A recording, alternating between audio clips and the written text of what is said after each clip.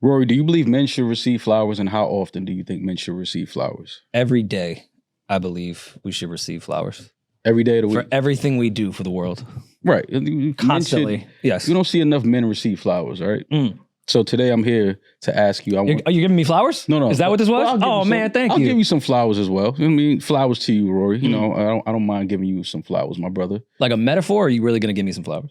You want me to? I could buy you a bouquet. You want me to order a bouquet for you? Have it at the house? I've been told you guys. Maybe you didn't think I was serious. One of my hobbies is arranging flowers. You like a hydrangea type of guy? Yeah. You like hydrangeas? Yeah, especially this time of year. Okay, yeah. So I'll get you a nice hydrangea, like assortment, different. Maybe add some hydro in there too. Yeah, definitely can send that. You know, I can send those flowers. I know you have. Yeah, I can send that pack to you as well, man. I wanted to go see somebody. They gave me $200 worth of product for free just off Maul's name. I was like, God damn. Man, listen, man, you know you my guy. When they with the cash, they was like, nah. He with Maul. I was like, no good.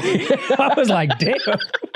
Your money's no good here, Rory. I made the call. You're good. Your family. No worries about the money. Those were great flowers, so I thank you for that. All right. Well, today I need my flowers though. Okay. Because I meant to bring it up the other day when I saw you. I like the Nokia video too. No, great video. But that's passe. We don't even have to talk about that. I'm here to receive my flowers about Chris Brown doing a stadium tour, which you said that he could never ever do because his talent level doesn't go. Wait. That's crazy. I'm with exaggerating shit for content. Nah, hold on. Let me talk. You said his talent level wasn't there. It was subpar talent level. Chris Brown, for sure. He needed Little Baby to sell tickets. These are all of the things you said. And lo and behold, I think Chris heard you or heard us. Yes. And now he is here with the Breezy Bowl Chris Brown Stadium World Tour, Peach. Featuring, round of applause for Chris Brown. Oh, absolutely. First of all, round of applause. Absolutely. That is incredible to do stadiums for sure. Chris Brown featuring Summer Walker and Bryson Tiller. Yes.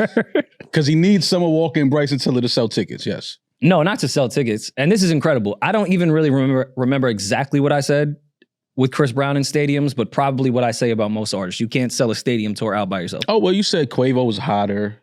Well, I mean, yeah, Quavo wouldn't need Summer or Bryson. Well, he wouldn't get a stadium tour either. I could promise you that he wouldn't have a stadium tour either. But I am looking forward to this. I think this is going to be an incredible, incredible show. Chris Brown obviously is one of the greatest entertainers, performers, artists that we have. So to see him do a world tour in stadiums in Europe and here in North America, I'm definitely looking forward to that. I think we're going to have a long, what is it, summer, August, around that time, end of summer, August. End of September. But to note as well, to give Breezy more credit, Summer Walker is only for the North America shows. Okay. But after he did the O2 for like a month, I mean, I think, yes, I will happily say Chris Brown can do stadiums in Europe by himself for sure. When you do the O2 for a month, yeah, you can do this. But I mean, I'm happy for him. It takes a lot. The same way I said Jay-Z needs Beyonce to do stadiums. Even this isn't a shot at anyone. Kendrick and SZA need each other. Selling stadiums is insane. That's a very, very, very difficult thing to do. And granted, I'm not saying that he needs Summer per se, but you need some support. But to even be on a tour where you would be the headliner for a stadium is insane. It's absolutely and I love 20 years of CB. I'm sure that set is going to be crazy. Incredible. For how long he's been around. Yeah. But I think I want to catch one of those shows out in the UK. I would definitely pay for the one in Jersey. I forgot who was in here on Monday. Was it Ben or somebody was like, yeah, we were in touch with Chris Brown's team about maybe sitting down and doing like an interview at like a DC date. Just, banter back and forth. I was like, I mean, Maul could probably take that one. You don't want to sit down and It was interview definitely Breezy? Benner sent me a offer about like, hey, can you I have some money. Somebody has some money for you to do a TikTok to one of these songs just as promo with like they do with artists. And I was like, I think I'm gonna sit that one out. Oh, it's for Chris Brown? I think I'm gonna sit that one out. We would have part two. Part two of Damaris dancing. I learned my lesson. I said, you know what? No, I'm okay. All money's not good money. Thank you so much. Even though I know you like Chris Brown, they would 1,000% take that shit out of me. Yeah. Yeah. Go dance to the Migos. Why you dancing to Breezy? I'm cool. I said, nah, I'm cool. Thank you so much. That's funny. But I don't know. One day I'll have Sean did that. I just have to test the waters. I don't think Chris Brown is mad at me, but the way that shit took off, and then that had him and Quavo going back and forth in IG comments, I just feel like some people don't remember what you said, just how it made them feel. Yeah. So Chris Brown may not even remember what the words were, but Doesn't he just even like, matter. he said some bullshit. I can't remember He what. remembers that face in those. He don't remember the words, but he remembers the face. That happens to me in this podcast genre media shit. I'll be out sometimes and I'll see someone that I don't have like a real relationship with, to the point that I never stored what they actually said about me. There's just something in my brain. They Like, you said know. something. Yeah. I can't remember what it is because I didn't care that much. I But they made a said some Koofy bullshit. list. I got like a Koofy list in my notes in my phone. Yeah. People you gotta knock their kufi off. Not knock their Koofy, but they on the Koofy list like I don't fuck with you. Because sometimes you'll see people and give them dap, and then you leave the function like, wait, I gave him, I don't fuck with him. We don't have to go through the list. Is there anyone on there that I would be surprised by? Surprised by him? No. I don't think you'd be surprised by him. Okay. I don't know. Yeah, no. Sometimes we be having private beefs. We don't tell people. No, it's no beef. I don't have beef with nobody, but I'm just, there's certain people that I would never shake hands with and never say what's up to, and that's all. But it's not beef. Should you keep your beefs like mysterious? Like Yeah, you that should beef? keep your beef like in a crock pot Yeah. on low. Let it simmer. You know what I mean? If people smell it, they smell it. But If I not, like actually have real beef with somebody, no, I'm not going to talk about it. at all. no, I mean, they'll probably know because beef doesn't just come out of nowhere. Nah, They but know you they did some can't bullshit. talk about beefs you have because when it's time no, to cook that beef, you know what I mean? For shit that's not serious, yeah, you talk about that shit on the internet. Yeah. No, the real ones, I forgot what episode. I think we had just gotten here and you asked, one of you guys asked if there was ever real beef with somebody that you would put hands on. And I said, at this point in my life, there's only 2 people and you guys have no idea who they are. So yeah, those you just keep to the side. Yeah, it's probably 2 for me, but The world knows. Yo, can we relax? the world knows. We're 3 minutes in. Yeah, the please. world knows. I'm just saying, just letting people know that the world knows. That's all. I will say though, the 3, Chris, Summer, and Bryson, like that's a show you show up on time. Like when are the doors? Yeah. Everyone from all 3 of these fan bases are going to come together. This is going to be one of the best R&B shows probably of the last however It many. makes a lot of sense to have Bryson with his catalog and obviously the songs that he has. We saw when he was out, he was in New York. Where was he at? Was it Brooklyn still? Yeah. And I told you when some of the clips came out, and I was like, damn, like he's performing T5, joints I from want to his, say. Yeah. or Terminal 5. He's performing joints from his first album. And I mean, everybody had their phones out. Everybody was, it was standing room only probably. I was like, the fact that Bryson can still perform his first album and still get the reaction that he gets from his fan base is incredible. So seeing him on the Breezy Bowl tour makes sense. And then also, if you ever seen Summer Walker live, y'all teased me about going to Toronto to see her show. But her first album, to me, Over It, classic. Yeah. To me. That'll So go crazy in the stadium. Trap Soul will go crazy in the stadium. Yeah. And again, it's the 20-year anniversary of CB, so it'll be younger, but also an adult crowd as well that was in their 20s for Trap Soul or came up on Summer. Like, this is going to be a show. No, I'm looking forward to this. I'm definitely looking forward to this show. Obviously, we know with Chris Brown. Chris Brown seems like he's always on tour or on a stage.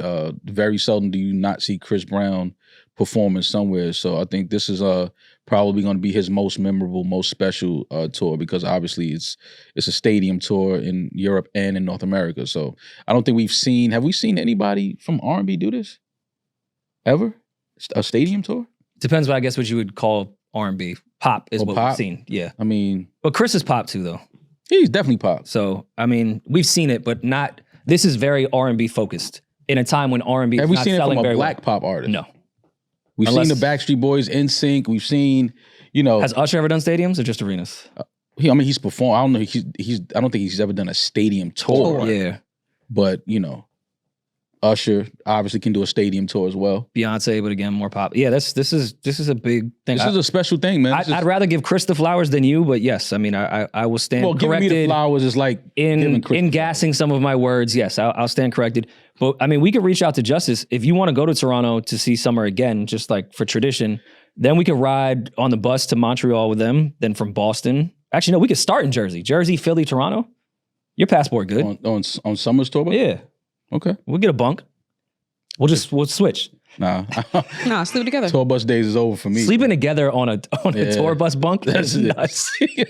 Yeah, that's just not happening. But I'm definitely looking forward to the show. I think it's going to be special, and I'm pretty sure that all of these stadium shows will sell out. I hope he performs the entire self-titled album. Like being that it's 20 years, like we just need that from top to bottom. That's still my favorite. I don't album. think he'll do the entire album. I need the I think whole he's going to probably pick a handful from each project.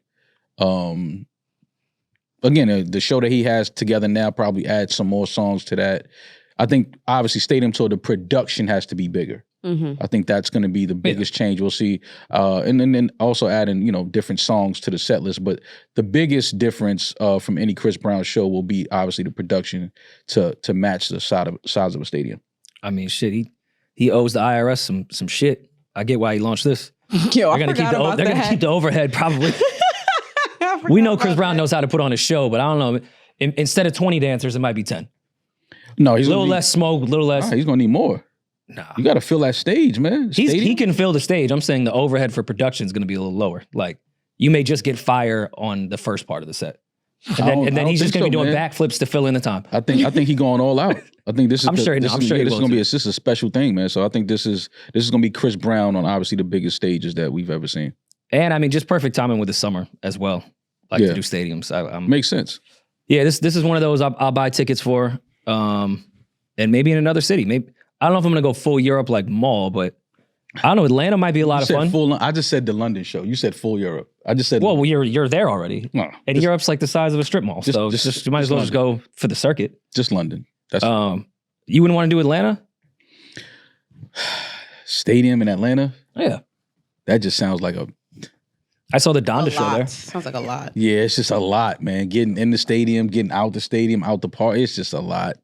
Nah, that's actually a good stadium as far as like where it is in the city. You can like stay at the hotel and walk to that shit. It's not like East Rutherford where you're in the middle of fucking nowhere. Mm-hmm. That stadium is like downtown Atlanta. Yeah, no, I know you where can it walk is, to that shit. Yeah, I just London and that's it. Y'all can have North America. I mean, what if LVRN has the box and like they'll have a box in London? Oh no, well, Summer won't be there. She won't be in London. Exactly. So you can't miss Summer. I'll hit Chris. Don't worry about it. Yo. Am I allowed to tell the other R&B songstress story from this week? I was a little shocked by Maul's game over this week. Okay. Dare I say, you were not pussy, but it was an act of pussiness. It didn't embody who you were, but just that move with the setup. I mean, I thought you really loved her. Now I'm starting to question your love for this woman for God knows how many years. No, you can. Since the beginning of time. You've been through ups and downs with her. You defended her when it wasn't cool to defend her. Absolutely. We had one of Maul's crushes and favorite R&B singers in our studio on Tuesday night. Mm-hmm. Went to dinner with her, listened to her new project at the office, and on my way to dinner, I'm like, yo, Mom, I'm linking up with her for dinner. Like, you want to come through? And he was like, oh, nah, I'm getting my wheelbarrow fixed, or like, one of those weird excuses that he has. I was at Whole Foods. I was grocery shopping. I was like, nah, but there's food here. Mm-hmm. Then I said, oh, we're actually going to go to the studio after to go listen to the project if you want to come to like the office. Right. And then I think there was no answer at that point. Well, that's not exactly how it went. You said, I'm with Sabrina, and I forgot what I said. Something funny. I was like, oh, tell her. Well, I said, tell her. Can I read it? As in Claudio? Yeah. Oh. I was like, tell her I love her and I can't see myself in the world without her, even though I've been in the world mad years without her. Yeah, tell her I love her and I can't see myself in a world without her. Gangster. Which she said, I'm single. And Maul still didn't come. That's how you got to do it sometimes. You single, word? All right, be that. You can't play hard to get when you never got. I wasn't playing hard to get. You've been playing hard to get for 5 years. Nah, I love Sabrina Claudio. I think she's talented. She's beautiful. If I wasn't really good person too. Yeah, if I wasn't busy, I definitely would have came through to listen to the project and just to meet her. Obviously, been supporting her for a lot of years and listening to her music. So shout out to Sabrina Claudio. Yeah, we'll have her dropping something new soon, and we'll have her on the pod as well. Cool. Next time they're back here and when they actually put the music out. But it sounded great. It sounded really, really good. I'm excited. Yeah, Sabrina's dope, man. She's I don't think I've seen her live yet though. Okay, I saw her at Radio City, and that's when I was like, oh, this is what canceled looks like. Yeah. And then when we saw Daniel Caesar at the Scotiabank Arena, we said the same thing, like, oh, he's canceled. Everyone that's canceled is selling tickets. Exactly. A bunch of stupid shit. But yeah, that was pretty much it this week. Damaris, you were outside. Well, no, you were outside the past weekend. I'm sure you slept this whole week, right? I am like quite literally never outside. I just made that up. I've been home. I've been editing. I lost the memory card. I'm not in the greatest of moods. Got you. How'd you lose a memory card? Because I took it out here and I dropped it somewhere and it's tiny, but it has all cooking content. And cooking content, like you change angles 15 fucking times. Yeah. It's the hardest content to film. Like if it was just me sitting up there talking about absolutely nothing, I wouldn't care. But that was difficult. We didn't have the cleaning people in here. That was gotta be somewhere in here, no? It's literally this big. We could have swept it up. Anything could have happened. So I don't think anyone. Well, one thing I could promise you is that we don't sweep. So wherever you dropped it at, it's still there. Cleaning this place before Amar's birthday was hell. That was the setup. Yeah. Like, we really need cleaning people in here weekly. Well, they came in and they did a good job while we were gone. So thank you for that. But also this week, we just did an interview for Don't Know Ball with Victor Cruz. Yes, shout out our guy, Victor Cruz. Don't Know Ball out now. He finally addressed the Miami boat situation, which was fun to get to the bottom of. Talk some Eli Manning shit, some Odell shit. Yeah. Jay-Z Rock Nation stuff. It was just a cool conversation. I just like Vic as a person. Like, outside of him being a legend for the Giants. Yeah. Vic is he's one of the few football players that kind of like ruin the stereotype that I have. That Puerto Ricans can't play football? Well, that too, but just how they are overly aggressive when they're hanging out, partying. Oh, that's not him at all, though. But no, but Vic, he at least he agreed with what I said. He was like, "Oh no, you're absolutely 1,000% correct." But it is, anytime you see Vic out, he beats all the stereotypes of football players. He's very cool, very laid back, very chill, just a great all around person, and it's always nothing but respect and love anytime we see each other. So shout out to Victor Cruz for Don't Know Ball, available now. Check that out. Maul, I'm here to talk to you and all of the artists out there about our guys over at DistroKid. DistroKid makes music distribution super easy, and they never take a cut of your royalties, which to me is probably the most important thing, especially for the up-and-coming artists. It's the easiest way to get your music into all the streaming services and stores like Spotify, YouTube, Apple Music, as well as social platforms like TikTok and Instagram. That's like one of the toughest things I feel like for up-and-coming artists. How do I even get my stuff on DSPs? DistroKid distributes your music to over 150 stores worldwide. Maul, I have been releasing music over, I don't know how many years, whether it be my stuff or people I'm working with. DistroKid is like the first step when it comes to figuring out what you need to do to get it out to the world. Without this step, nothing even really matters. Your DistroKid membership also comes with a ton of free products and features to help you promote your music. Starting at $22.99, you can upload and distribute as much music as possible and keep 100% of your royalties. I like the sound of that, Rory. Yeah. Keeping 100% of your royalties is definitely a selling point. Sign up at distrokid.com. Click our link in the description down below for 10% off your subscription. Speaking of athletes, I do want to give a shout out to a young king.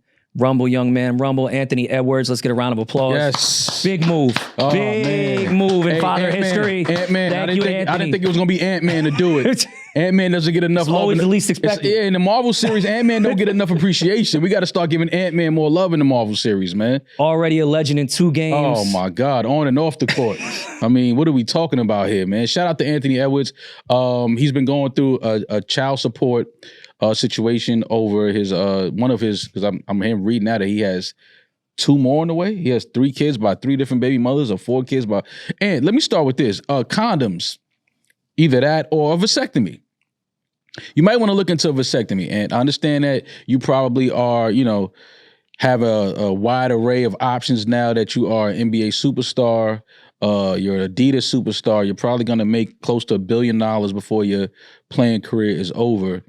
But you don't want to look up and look back and, just made a bunch of kids with a bunch of women that you really didn't love or care about and have, We've seen the leaked text messages. He loves all of them. Yeah, but he, just takes all of them serious. Listen, man, if you don't want to wear a condom, I know a lot of my homies that, play ball, they play professional sports. A few of them have gotten a vasectomy. Just get the nip and tuck, man, and then you can reverse it when you're ready. Yeah. When you're ready to have some kids, you can turn the faucet back on. But yeah, man, you might want to look into getting a vasectomy, man, because I get it. You got all this money, but you don't want to just be cashing out $1.8 million for every, woman that you have a baby with. It just, just that energy and that karma is just a little nasty. But what a move. I feel like there's fathers around the world that are wondering, I didn't know I could do that. Can we look up Anthony Edwards' contract now? How many more years does he have left on his contract? I mean, it doesn't matter. They're going to keep rearing him up. And the way he's been playing, obviously, it's going to be more and more money, which would increase your child support based off your income. If this contract's up and he already had the 1.8, she has no entitlement to the re-up, right? No, it's over. 1.8 will cover 18 years of signed 5 years.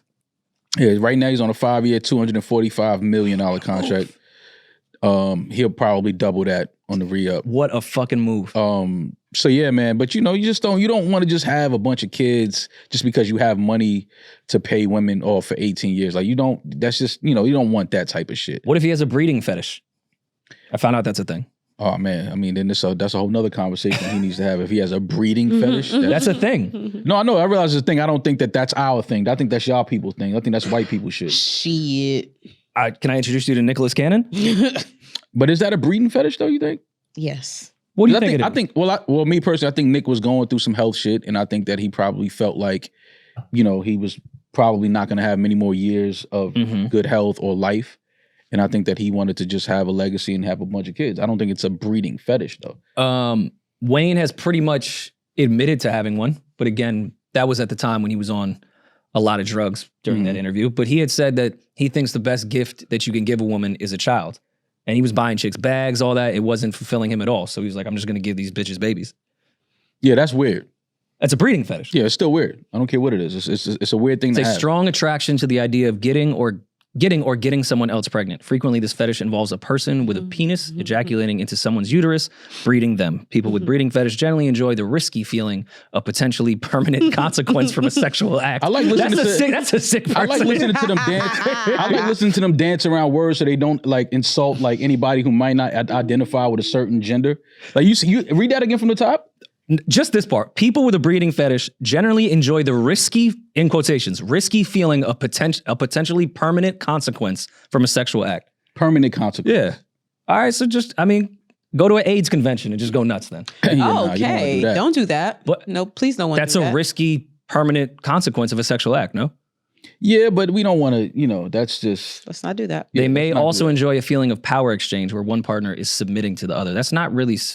There's other like dom shit you could do. Yeah, like go buy a collar and put it on around her neck and choke her with it or something. Like, I don't know. And then you become the sub after child support. I was about to say. Yeah.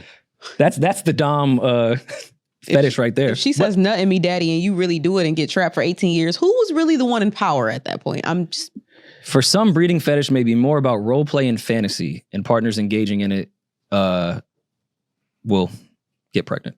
But I mean, that's like, you could get a plan B. You could play out your fantasies, do all that shit, but like, there's other ways to not keep it permanent. Yeah, birth control on both parts. But there's a bigger conversation because I've seen a lot of people joining in on the conversation after, if this is true or not. I think the mother came out and spoke.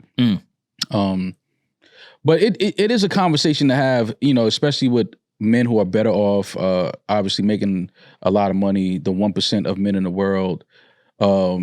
That make this type of money. There is a conversation to have of, if you have this conversation with somebody while you're having sex and he lets you know, like, listen, I don't want to have a baby. Yeah, but that ruins the mood. but let's have the conversation. I don't want to have a child.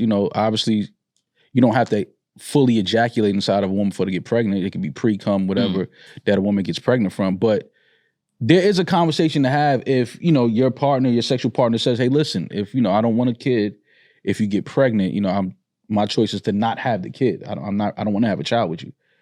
And in that moment, if we're not in the bedroom with these consenting adults, but in that moment, if the woman is like, yeah, I'm not trying to have no baby with you. I don't want to record it and make her sign paperwork. I mean, but do you have to go to those lengths though? Should you have to go to those lengths? Here's safety advice and special considerations. Fantasizing about your breeding fetish while masturbating is a common and safe way for people to enjoy it on their own. When a breeding fetish is with a partner, it's just about fantasy. That can also be safe. Breeding roleplay can range from talking about the fetish during sex to actively acting out a scene. When it is more than roleplay, however, that bitch is going to get pregnant, which is significantly risky. People have STDs as well, so you should look out for that. I just say get a vasectomy, man. Get it snipped. Turn the faucet off. You still come, you still get the sensation, everything, but the sperm just don't work. It ain't swimming. If you're his coach, do you have that conversation or do you kind of let personal lives be personal lives? Because it's absolutely. I mean, well, it's starting to affect some way because it's always a leaked text message. Like it's always not necessarily his coach, but PR somebody in his camp, in his corner. I don't know his family's dynamic. I don't know if he has any older brothers or uncles or any, other men that he looks up to for advice. This type of advice in particular. But these are the conversations that you need to have with those men that are in your life that you respect and that you look to for those type of moments. Because again, Anthony Edwards is financially set, his family's financially set, his kids will be, okay for the most part, for a very long time. But again, you don't want to just have random babies with, women that you just had an attraction to for a couple weeks, and now you have this life that you created. And just because you have access to all of this money, you feel like, okay, well, I'll just give her 18 years worth of child support right now. We don't have to go to court for it. Take this $1.82 million. Don't ask me for nothing else. Like, I get that part of it. It's not no burden on you, but it's just, we don't need, because then what happens is the kids become adults and they have this resentment and they have this energy for you. And then you have, people that just have this trauma knowing that they came from a situation where father didn't really want them. Mom might have quote unquote trapped my dad, and my dad wasn't ready for a baby. Now you have to have more therapy sessions and things like that. It just breeds a lot of things in the future that's just not healthy and doesn't make for a healthy family and a healthy dynamic between father and child. So if Anthony Edwards, listen, go get that little snip, man, and then have your fun. Do what you want to do. Well, I mean, thank God, because I was up all night thinking about this situation. Aisha Howard finally broke her silence on whether she's a gold digger or not, because obviously she has a child with a little baby as well, and now one with Anthony Edwards. I mean, I was tossing and turning, waiting for some type of communication from her. And basically she's just saying, y'all hoes is broke. Well, yeah, she said that in so many words. She said that, when women decide to have babies with broke guys, people say, oh, you have a broke guy fetish, or you just broke guy. I mean, no, she cooking. No, she's not cooking. She's stealing money. Like, that's what she's doing. She brings up a good point, because everyone's calling her a gold digger or whatever. She's like, yes, I have a baby by a very successful rapper, and now I have a baby by a very successful athlete. She's not the first chick to have two baby fathers in the world. Definitely not the first and won't be the last. She said, what if I came to y'all pages, right? I was at the edge of my seat. When she said the right, because we all were like, right? And compared the men that you have children with to the men that I have children with. And I said, you were digging for poverty, bitch. When you... when you picked him to be your baby daddy, weren't you? And I was at the edge of my seat. I was like, yeah. Or you kept that baby for an extra income tax credit, didn't you? Spitting. She wasn't finished. Howard claimed critics secretly wish they were in her position, but can't because they don't have the same opportunities. How are you going to tell me what you would have done in my situation when you had a baby from your weed man? She really said that? Yes, this is TMZ.com. I'm crying. She concluded in her almost 8-minute video by praying for mothers who recently gave birth and expressed sympathy for those dealing with mean and ignorant people on social media. The internet showed me no grace while I was pregnant. Y'all showed me no grace. Y'all have money for weed. The you must have been digging for poverty is fucking hysterical. I'm sorry. I mean, she made some points. She made some points, but again, it's the adults are the adults. However she chose to have this kid is her business. She has that right. I'm thinking about the kids once they get to an age where they now understand the dynamic between mom and dad and what happened and things like that. Like, it's just gonna breed future resentment and terrible dynamics and energy between mother, father, and child. I mean, but is it like, this isn't that crazy of a story to me with the little baby and Anthony Edwards thing. Like, Michelet has children with Dr. Dre and Suge Knight. Nas's baby mother said that she had a miscarriage from Jay-Z. There could be a chance there would have been a child that their siblings would, Nas would have been the dad and Jay-Z would have been the dad. Yeah, that like, this is very fucking common. Did y'all want her to go get pregnant by like a fucking Greyhound bus driver? Like, she has... but one baby father got money. She dates in that circle. That's her circle. I don't understand why people are making her. And respectfully, I don't mean to put this on her jacket, hypothetically. She's probably slept with other people besides those two men that were successful and didn't have a child with them. Yeah. Yeah, but so, the thing that people are pointing to is the fact that they're saying that Anthony Edwards basically told her that he didn't want to have a baby.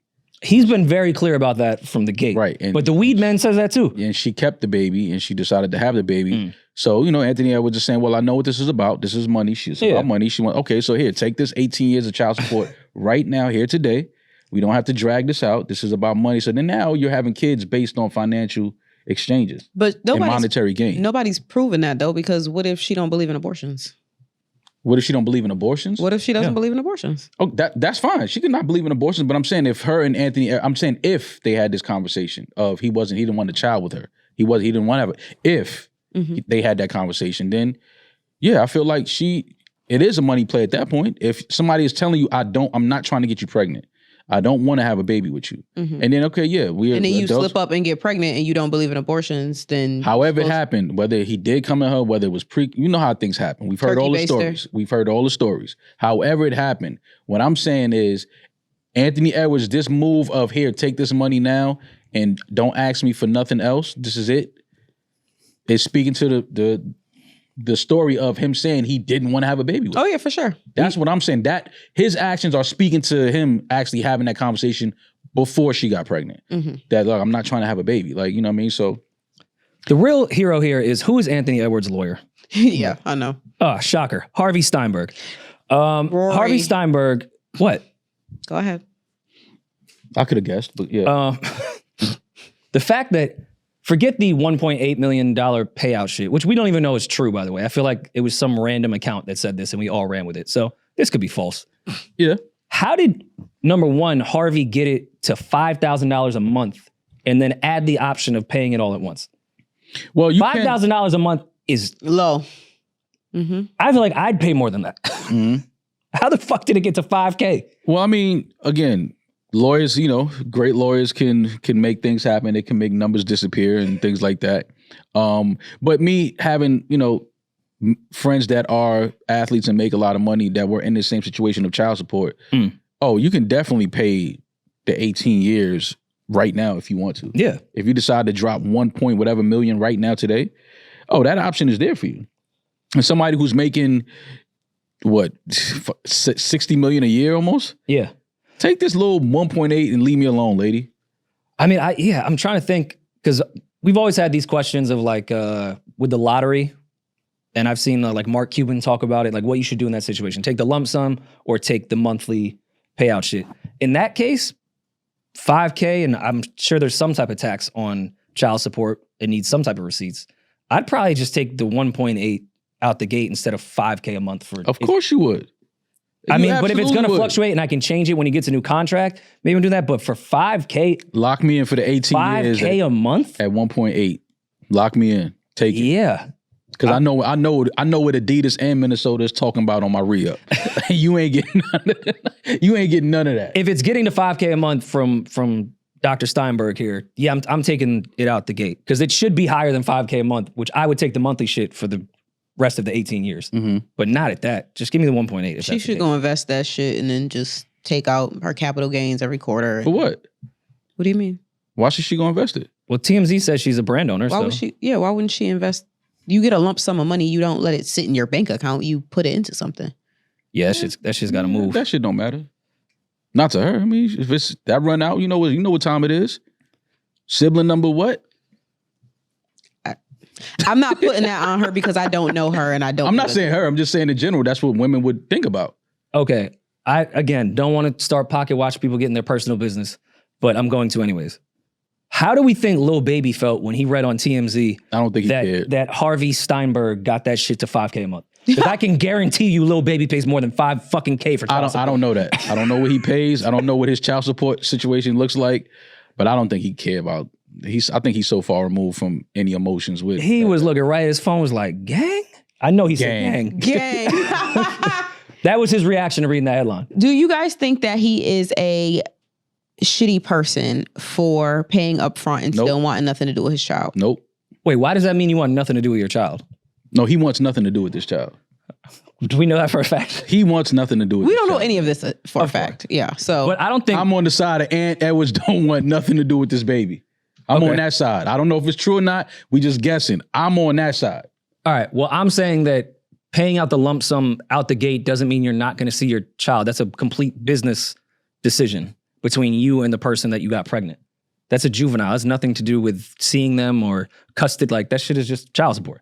Yeah. The kid has nothing to do with that. Yeah. A lot of times women take that money and spend most of it on themselves and not on the baby. Part of child support is being there as well, too. And within custody, yes. If they have full custody, then you have to pay child support, or even joint custody to some degree you have to. But that doesn't mean he doesn't want to see his kid if he pays up front. It's not like he has to pay to see his child per month. No, I'm not saying and if he pays the lump sum, then he doesn't have to see his kid. No, you're right in what you're saying. I'm not saying that it means that. I'm saying I'm on the side of believing that is exactly why he paid this 1.8. Because you never have to contact because me. he wants nothing to do with her or the baby. And that's where I'm saying it's a problem. You have the money. The money is not a option in the Edwards household. That's not a problem. But again, just that energy, and then the child being of age one day to know the story of who his dad is and what happened. It just makes the dynamic a little difficult from father and child. Can he even do that from a PR standpoint? After everything he's gone through in the last 2 years, as far as baby mother shit and PR shit, is the media even going to allow him to not see his kid? He's one of the people I feel like you have to post your child at that point. No, I think he can do it. Listen, if you don't want a kid with somebody and they end up pregnant, you should have that right if you want to be in their life or not.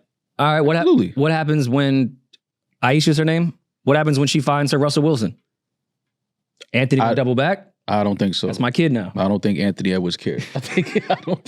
I'm just on that side, man. And the funny shit about this is I had this conversation with somebody who was in the same situation, a friend of mine, a basketball player. And he had went through some shit, similar to not this situation, but child support. And I made the statement, I'm like, man, Anthony Edwards don't care about you don't want no kids, man. You don't care about, I'm like, these young rich dudes, they don't care about these kids, man. They just out here dating the girls that they had crushes on 5 years ago when they was in high school. Now they finally got access to these women. They're dating these women. And these women know it. We've seen, when everybody killed Drea about her recent relationship and her child's father. Mm-hmm. And how young he is in comparison to her. People killed Dre about that and said, that's predatory behavior and this, that, and the third. Call it what it is. We know what it is. But I just think that, people do what they want to do. And, when they put it on social media, it obviously becomes public business and public information. So everybody chimes in and talks on it. But let's not sit here and act like we don't know what's going on here. Like a lot of these women are not out here trying to of course, get a lottery ticket and not have to work and be taken care for and lay it up. girls' favorite thing to do is Pilates and lattes. That's what they want to do every day, all day. And design swimwear that's already designed. Yeah. So, listen, if this having a baby, some of these women might actually want to have kids, which is beautiful, have a child. But I just think having it under circumstances where both parents, this is what they want. And this is what they're trying to have, a family. I think that's more important than saying, oh, well, I have the money to support her for the next 18 years right now, today, here, take this money, leave me alone. I just think, yeah, obviously, okay, cool. Financially, you're set, but it's just the family dynamic is fucked up. Yeah. That's all. Going into that situation, it wasn't going to be in a good place regardless. Again, that's why you choose who you lay down with. They didn't go into that situation thinking family. So I'm with you. A lot of these girls were raised without their parents, and they're looking like, well, I wish I would have had I wish my mother would have got 1.8 million for me, even though my dad wasn't going to be in my life anyway. So, well, also not where I would go, but I see their mind state, their very twisted mind state in that. It's not twisted, in my opinion. It's fucked up, but it's not twisted. And I'm not saying that about this woman. It's not twisted to have kids with somebody that don't want to be. Some women have nothing to offer whatsoever to the world and workforce but their vagina. I'm not saying they're prostitutes. And those women should not they're not. I'm not women that are not be having babies. The only thing they can offer to survive in this world once they're adults, not even being a prostitute or an escort or anything like that, just a regular woman, is their vagina. We can use certain attributes we have to make money. That's the only attribute they have. So it's not sick and twisted to go, well, let me go find a rich guy because the only thing I offer to the world is my vagina. Yeah, but it's a lot of women that only offer vagina. They not having babies with niggas though. But when you come to a point as an adult and you have to survive. They're selling sex. Yeah. They're making money. Building a lifestyle for themselves that they want, which is their business. But they're not having babies with every John that they lay down with. But that's the job. The baby is the career. Yes, they can fuck rich men because the only thing they can offer is their vagina and just their presence. They'll get bags, they'll get their rent paid, they'll get this and that. But when it's time to go from a job to a career, it's the baby that's going to give you that 401k. So that, and the only thing they have to offer is their vagina. You think that there's not sex workers that have not made a career out of selling pussy? that don't have kids? Because I think Rory's All right, point then. is at one point they want to stop selling the pussy. Yeah, well, that's I'm not even saying they're Baby's selling the investment. I'm not even talking about women that are actually using escorts. a baby as an investment is fucking sick. It is sick. All right, so what I'm saying is there are plenty of women that sell sex that we know, and they don't have any kids, and they've been selling pussy for 15 years. That's a career. Because they have, even though sex workers are offering their vagina, that is still somewhat of a skill and a business to be a sex worker. I'm talking about the bum chicks that vacation as a job. They're not sex workers. They've just done nothing with their lives except for be pretty, and men have just paid for shit. They have not exchanged a vagina for the... You don't think that's wait, what? You don't think that's a sex worker? It's a low level. That's a I know- I know- let's stop. I know what you're saying, but that's not what I'm getting at. doing that. Just because it ain't in their bio don't mean they're not sex workers, bro. I'm fine with Women you are making that selling case. sex. It's okay. We I'm don't got fine to with you making tiptoe that around case. this topic. Women are out here selling sex but he's for not- monetary gain. Okay, I'm think he's talking about the women that have tiptoeing not given their life to the game. The ones that are not straight up, I'm an escort. This is my price for the night. This is my price for the month. Real sex workers. Strippers that have graduated to be escorts. Yeah. Real sex workers. He's I'm about talking bums. about the bum pretty bitches that have done nothing with, they've never been on Backpage, Craigslist. They've never really been in the game to sell this shit. They're not veterans. They're just bum bitches that look good. No, They're bum bitches that look good. They are that have been veterans. fucking No, and they are veterans. to hope their rent is paid. They are veterans. That is fine to say that's a sex worker, but you could make a case it's not. I'm not talking about the real sex workers. I'm talking about these chicks that have nothing, they have no skills, they never even applied themselves to anything else but being retarded and pretty. Those women... A lot of sex workers are retarded and pretty. What are you talking about? A lot of them are great businesswomen. No, the women you talking about are just trying to front and be insecure and don't want to say that they selling pussy and want to sell it on the low. That don't mean you ain't selling pussy because you ain't saying you selling pussy.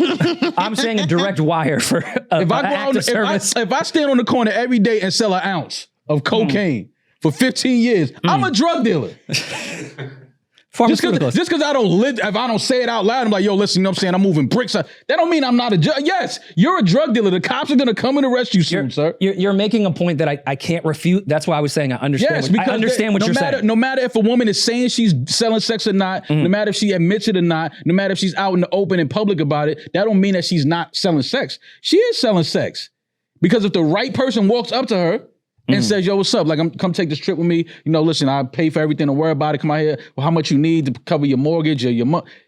And all you doing is laying up every day, taking pictures in hotels, going shopping, and fucking this nigga. You're selling pussy. But they think they're in a relationship. They're fucking delusional. They're crazy. They think that man's doing what he's supposed to do and taking care of his woman. I know they do. And he is to an extent. I know. To an extent, because it takes two. It has to be a seller and a buyer. For sure. All right, so all I'm saying is let's not sit here and act like just because it ain't in her bio or she don't fucking, she's not on Brazzers or Pornhub that she ain't selling pussy. You are making a lot of sense that, again, I cannot refute. I will reword it to women that believe in their brain that they are not a prostitute or selling sex. They think they're in a they are talking to this guy. They think they're not fucking other guys. Ted Bundy don't believe he's a fucking maniac. Well, he had that has nothing a good to reason. do. That don't have nothing. That doesn't change the reality. Is what I'm saying. What that woman thinks in her head does not change the reality of what it is. This woman thinks that she's not fucking multiple men. She's just fucking this rich guy. When that's over, she's gonna go fuck the next rich guy. That woman that thinks she's not a prostitute, she thinks she's a professional fucking girlfriend.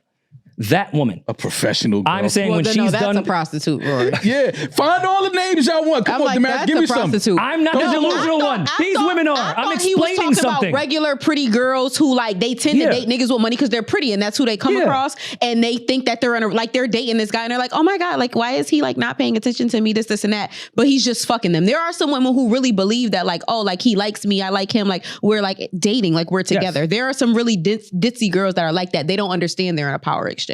Yes. Oh no, I get that part. That's what I'm saying. That's the type of girl I'm talking about. Us in the reality of we looking know at what it, time it we is. know what those women are. That's all I'm saying. So yeah, what you're saying is correct. They're junior are women whores. that feel like that. Yeah. But in the reality, on the outside looking in, when we say, wait, how do y'all know?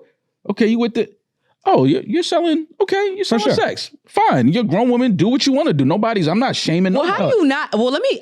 They have dreams of doing a skincare line. All this shit. Accidentally sell sex. Now I'm afraid. No, you know when you're selling sex. Yeah. It ain't no accident. You know when you're selling sex. As a woman. How would you First know? of all, as a healthy functioning brain, you know when you're doing something wrong and right. You know that. Well, I don't think that selling sex is wrong. So I don't put think it like it is that. either. But I do know that a woman knows when she's selling pussy. If you're dating a guy that has that's well off, and he's like, "Yo, come take this trip with me," and you guys are like living it up on the trip, shopping, having fun, having sex, that automatically means that you're selling pussy. No, it means you're selling pussy if that's the only reason you're on that trip with that person, because you know that they're paying. But how would you know that? Because you know, Damaris, you know if that wire don't come through, you ain't talking to that nigga. Oh, that's what you mean. Okay. We're talking about. What am I talking about? We're talking about the women. Are we having the a women stroke that or actually something? believe they Are like we this having man. a stroke as a What collective? the fuck is happening in here right now? What's funny is we're all on the same page. We're talking about the perception of these women that think they like these guys. They are really there thinking, oh, this could be my potential boyfriend. But the only reason he can be that is because he has a certain financial status or popularity status. Those women that don't think they're actually whoring, but by definition, you are 1000% exchanging your pussy for money. It would not exist if the money did not. Yes, correct. But I'm saying those women, their contingency plan, that's a job for them, is going from rich guy to rich guy. The baby is the fucking career.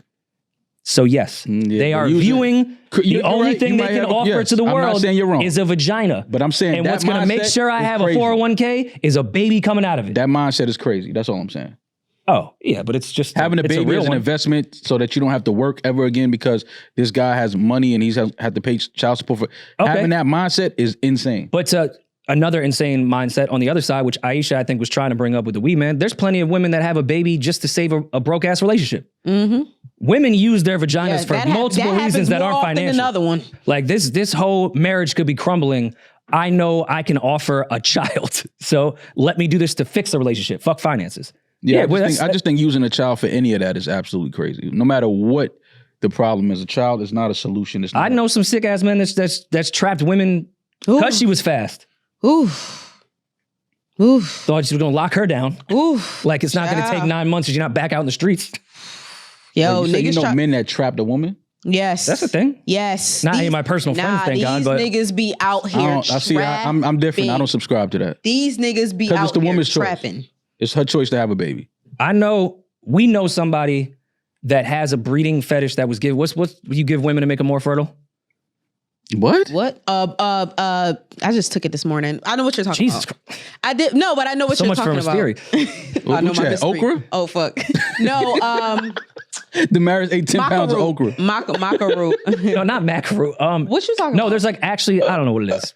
Yo, the girl told me what it is. He gives the girls he's talking to that because he wants to get all of them. Like he has a stable already. That's his thing. If I'm dating and talk with you, you're gonna be good financially the rest of your life, but I want a child. Like he verbally traps these women with consent. Like he's telling them once they start talking, I want a child. But see, that's not a trap. I'm talking about these niggas. Yeah. I'm talking about these niggas who are afraid to lose you or anything like that, and they will, or you too much of a hot girl, and they will get you pregnant, knowing because you love them that you're not going to kill the baby. Yeah, it happens a lot. Oh no, that definitely happens to a bunch of my friends. That definitely happens. Yeah, 100%. But that's him manipulating you, thinking that y'all are, together, a relationship. He telling you he want to have a family, this, that, and the third, and then it's only in the back of his mind because he didn't want you to leave with somebody else. Yeah, that's a piece of shit. I'm talking about. That's trapping though. Yeah, but I'm talking about if the guy don't want you like that, and y'all fucking around and you get pregnant, and that he don't want you, he not trying to have a family, and you have his baby,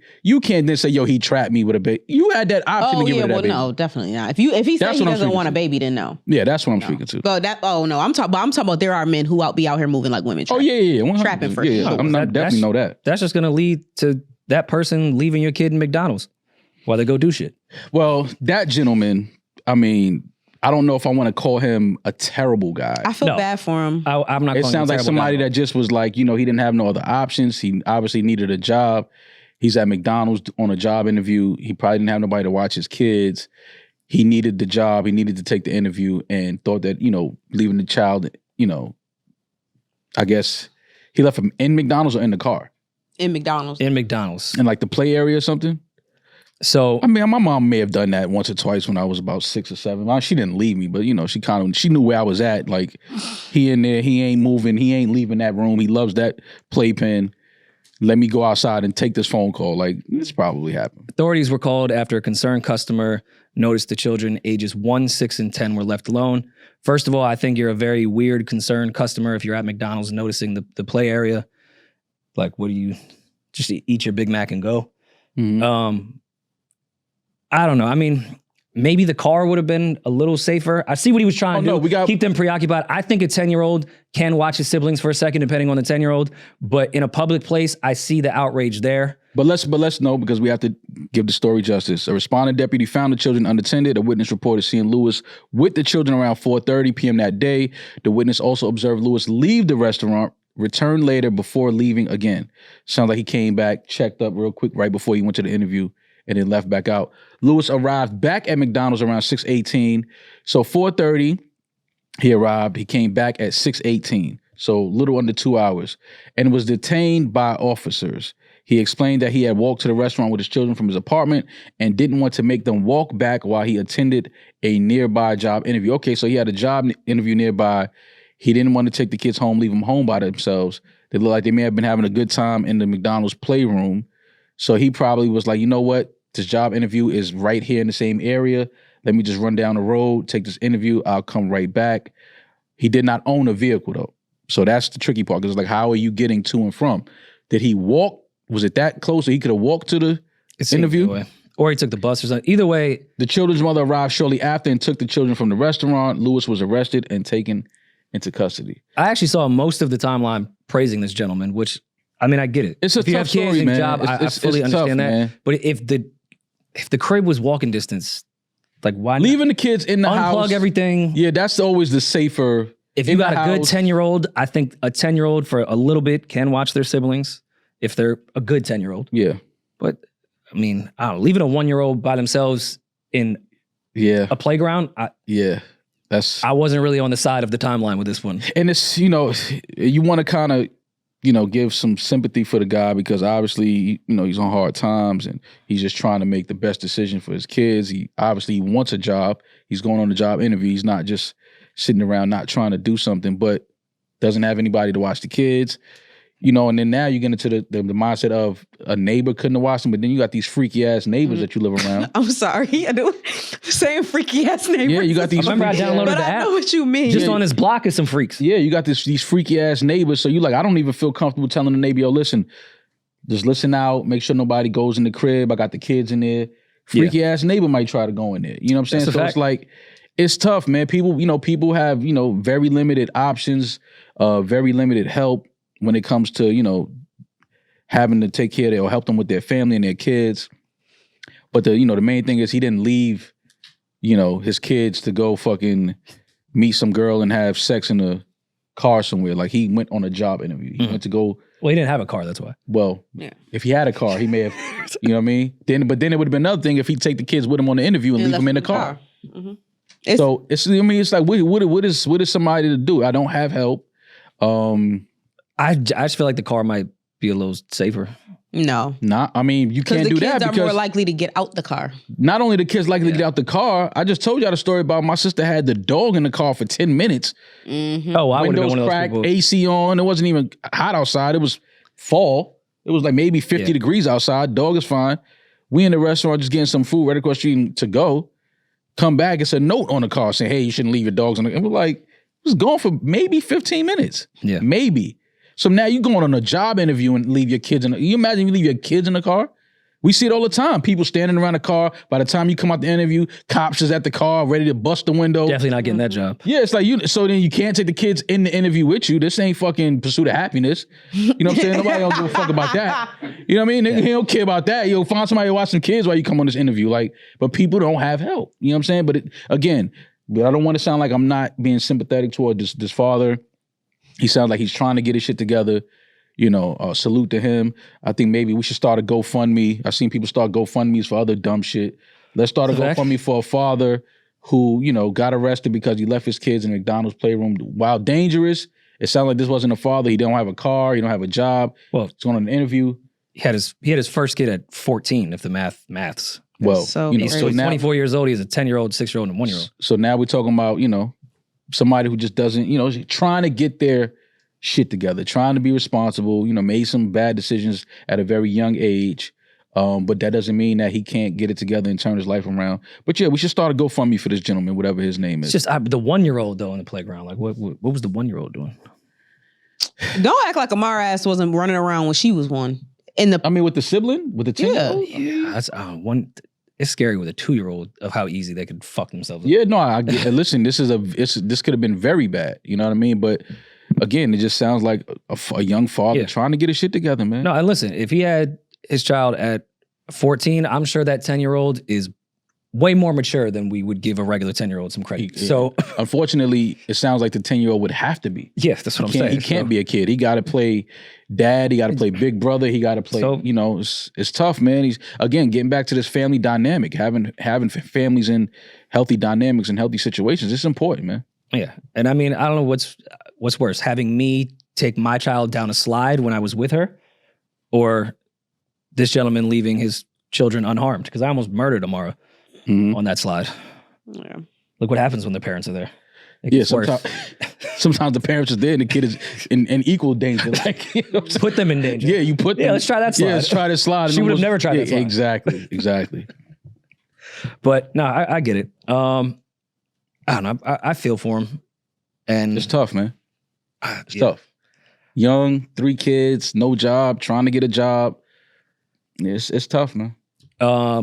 Josh was asking me what any wild parenting decisions I've made so far. I don't know if I've been in like a situation yet to have to make one. I've been a pretty boring father so far. Privileged. I agree. I mean, the slide was probably one of the scarier moments. I mean, look what Amara's scariest moments are. Her leg got broken when I wasn't there. That's like, but I mean, I don't know if I've had. But that happened. You could have been there and that could have happened. That's knock on wood. There hasn't been anything out of the ordinary yet, I will say. But there has been plenty of times that like I've needed to run into the store and went, damn, wish I could just leave her in here. In the car real quick. Especially in the winter, because you got to take their jacket off to put them in the car seat, then put the jacket on just to walk it like. This is why America's behind. There's a part of the world, I can't remember, Josh, you can Google it. There's a part of the world where people leave their babies in the strollers outside of restaurants.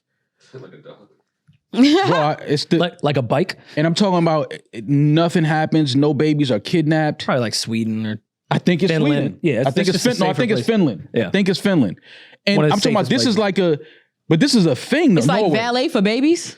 No, it's not even. Nobody's watching them. It's just a known thing that the baby's in it because babies like to sleep outside. The air, it's cool, but they're bundled up, they're wrapped up, but they leave them outside. The baby is taking a nap, sleeping, and nobody's bothering these strollers. Nobody's even thinking about snatching these strollers, snatching these babies. It's like you go past all these stores and there's just strollers outside with babies in them, and nobody's even. The mindset of doing something to these babies is not. Yeah, but I mean, Norway and other Scandinavian countries where parents leave their babies bundled up in strollers outside to take a nap. We're in America, outside of just the straight psychos in America. I'm sure a non-psycho teenager would try to make some TikTok content out of your sleeping child. Like, it's not even, we don't just have to worry about the psycho serial killers like we used to when we were younger. We have to have to worry about like normal people. Content creators. Content. You ever see somebody juggle 3 sleeping babies? Yeah, like that's the biggest threat to America right now is not necessarily mass shootings. It's people with regular chemical brains trying to make content out of your life. I could definitely see a content creator, if we had this type of thing in America, a content creator taking the babies and putting them in different strollers and then recording it from away, like, look at the parents, like, when they look in the stroller, it's not their baby. Like, that's not the type of content we need. Then my favorite thing is the parents would freak out and then the content creator would get mad at the parents and go, yo, it's just a prank. Why are you getting upset? Exactly. Yeah. Remember those guys used to like run around the hood and fuck with hood dudes in the projects? Those Middle Eastern kids? Mm-hmm. And then they fucking shot, right? No, one of them got a gun pulled out. I was like, oh, it's just a prank. What's wrong with you? Like, oh, you're pretending to try to rob people in an environment where that happens. It actually happens. And I used to hate, it's just a prank. It's just a prank. What's your problem? Like, this is just we need to adopt some type never gonna happen. Culture like this in America. Look at our entire basis of this country is based off having to worry about psychos. But we should be able to just walk on a plane. But we should be able to pull to an airport and just walk onto the plane and leave the same way we do when we get in our car. But no.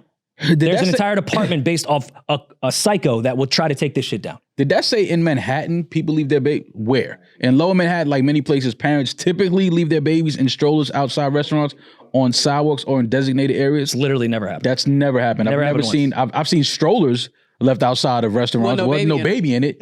The baby was in that little same wooden ass high chair that every restaurant has. Yeah. Can't even keep their head up. Can't even hold their neck up. You know what I'm saying? That baby wasn't in that stroller though. Nobody in Lower Manhattan is doing that. I can promise you. No one's leaving an empty. Anytime I've been to a restaurant with Amara, I ask, yo, where's the broom closet? Like, can I put this stroller somewhere? Because someone's gonna take it up. Yeah, I got a nice You know stroller. why they could do that in Norway and in Scandinavia? You know why? Let's look at the laws on punishment for kidnapping in America versus Norway. They also can like They'll afford probably they'll probably kill you the same day in Norway. Nah, you they kidnap got a baby. nice ass jails. No, they have nice prisons in Norway. That shit's better than college dorms. But what are the penalties for kidnapping in Norway? Got to be death by shooting range. Got to be. No. They don't even have guns in that bitch. Yeah, I was gonna say that's not. Yeah, the I only think guns it's- at the shooting range. They have better health. They're not practices. raised as psychopaths like us. Yeah, they have Exactly. better health practices than us, and like they're not starving for money like we are. So there's no need to kidnap the baby to sell it because people can afford to And live. let's look at like the chemicals that are in their food versus ours. Yeah, Like let's look at what really fucks with your brain chemistry. They don't need that type of stuff. That's the penalty in Sweden. it's only 1 year. Unlawful deprivation Yo. of liberty to imprisonment for at least 1 and most 10 years. You have to understand, we're talking about Sweden here. Sweden's 9/11. Wait, that's kid. Like I'm talking about a baby though, not like an adult. I'm talking about a baby. They have max sentencing of 21 years. Like the guy that murdered like 50 people, I guess he got like 21. 21. That's it. Yeah, they don't have harsh. They have a max like 21. Yeah, they don't have harsh crimes over there. I mean, harsh. And again, you have to look at that country. Their version of 9/11 was ASAP Rocky saying to a fan, "Hey, can you stop bothering me?" Yeah, That was like the biggest crime. biggest news. That was that the biggest ever news in happened. the last 10 years over there. It's fucking crazy. 3 years for child abduction. Wait, That's light. if you miss one child support payment, you're doing 3 years. 3 years for stealing a child? I might take a baby for the day. Yeah, like I want Just to for the fuck of it, you know? Like being a dad. Just walk around like, bring it come back. on, Like, sport. hey, no, why are you Yo, I got an crying? extra ticket to the Yankee game. I want to bring a kid. Bring the baby back. Why are you crying? Tell the parents. Why are you crying? I was coming right back. Like, I just wanted to see what it felt like to be a dad for a few hours. That is crazy, man. That's funny. I mean, I don't know. Maybe Adam 22 should take no jumper out there. Yo, you cool? Oh, come on. Oh, come on. Go. Push Oh, the what, brake. man? Push the brake. Go.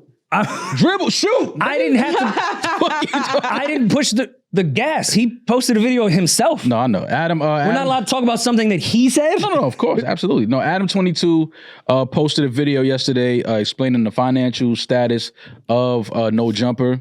The future of No Jumper podcast is hanging in the balance amid structural changes. On Wednesday, Adam 22 announced that the company will be undergoing layoffs roughly 5 years after No Jumper saw a massive jump in YouTube viewership and social media following.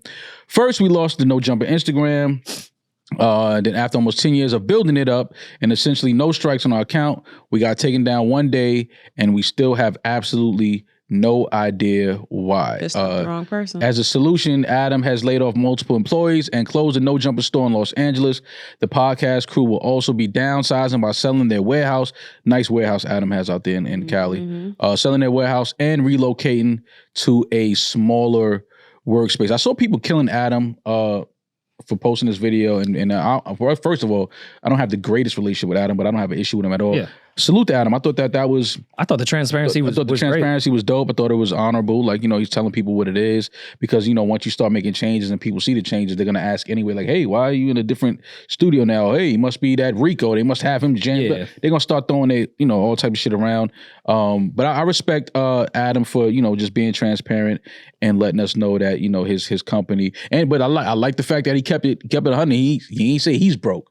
No, I got other I think ventures and Plug Talk is doing investments. just fine. He's like, just this No Jumper. Multiple businesses. One is This business not doing great. owning That's this all. warehouse, it costs money. It's just draining them, and you have to be financially responsible and financially intelligent out here because again, it's you don't want to be in bad business and losing money. The idea and objective is to make money. So I respect Adam for being transparent. Yeah. I mean, even like, when I'll talk to people on Twitter Spaces or just even back and forth with people on IG, a lot of people don't realize that this is actually a full business. Like this is not just plugging up microphones and talking. There is a lot that goes in to producing this type of content. It takes a lot of people, it takes a staff, it takes obviously a space. It's a big task to take on. And a lot of people say with so much confidence as podcast fans that they think it's just some easy ass shit and like were complaining about nothing, and like I'm like, all right, well then you go do it. Oh, when they were you do it on Twitter Spaces all day. Why don't you go do it? They were complaining during just to bounce off of that, piggyback off that, when we did our prank, and they're like, all he did was talk. Why is he so upset? He has to talk again. I'm like, oh my God, y'all are so fucking stupid. Like this changes the whole schedule. It changes Peach's schedule. Like this is a whole process that affects so many people, and the energy, it's a lot. And I'm glad Adam brought some light into that, because like Maul said, we've been to that space. He said he spent $4 million just to purchase it, and I'm sure another $1 million was put in to set everything up in there. Yeah, it's a great place. Great warehouse, great setup that Adam has. But I can see it becoming costly over the years. The landscape, the money has changed in podcasting and content creation. So what was once coming in is not coming in. Meanwhile, your same overhead has to go out every month and every year. So, and that's no slight to Adam, because that's any business owner in taking a risk based off what the market is at the moment and trying to predict where it's going.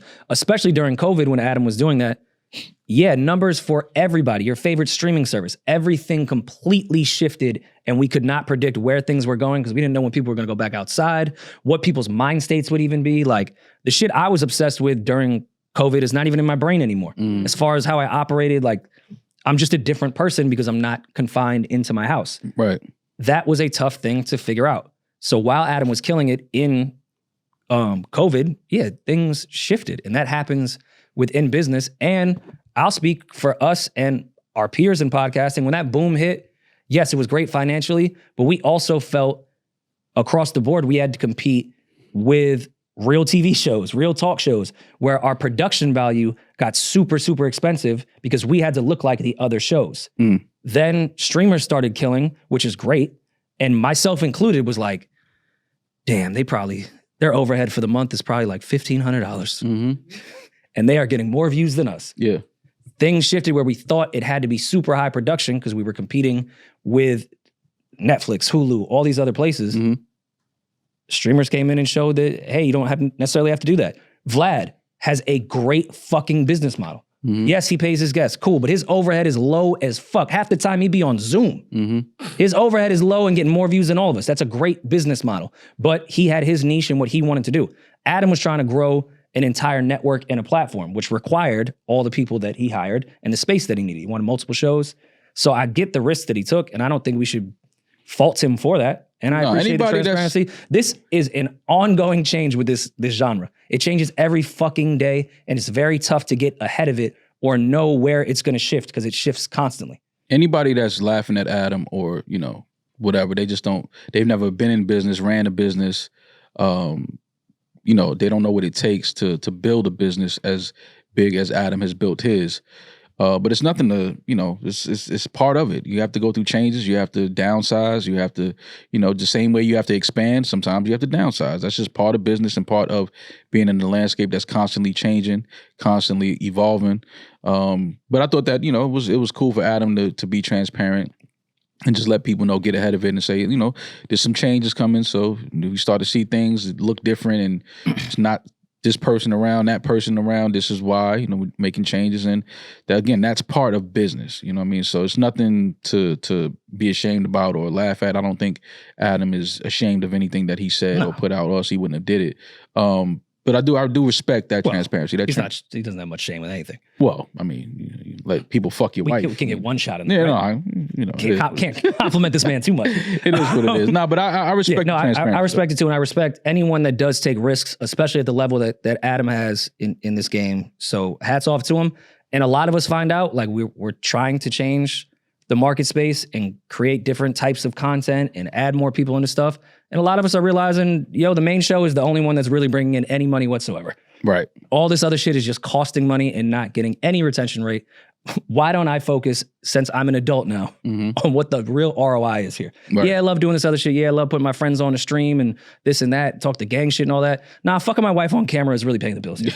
Let's be fucking for real. I get it. I love that I tried it, but I'm not as youthful as I once was. I don't have the same energy. I don't have the same focus. Adam has kids, I believe. Yeah, man. So I'm not always going to be dumping all this money into something that clearly for the last year has not brought me any return or sight of return. Now, while I do respect, but I respect it. I do respect the transparency. I do feel like he may have left some things out. I do think just a small part of this might have something to do with that Rico.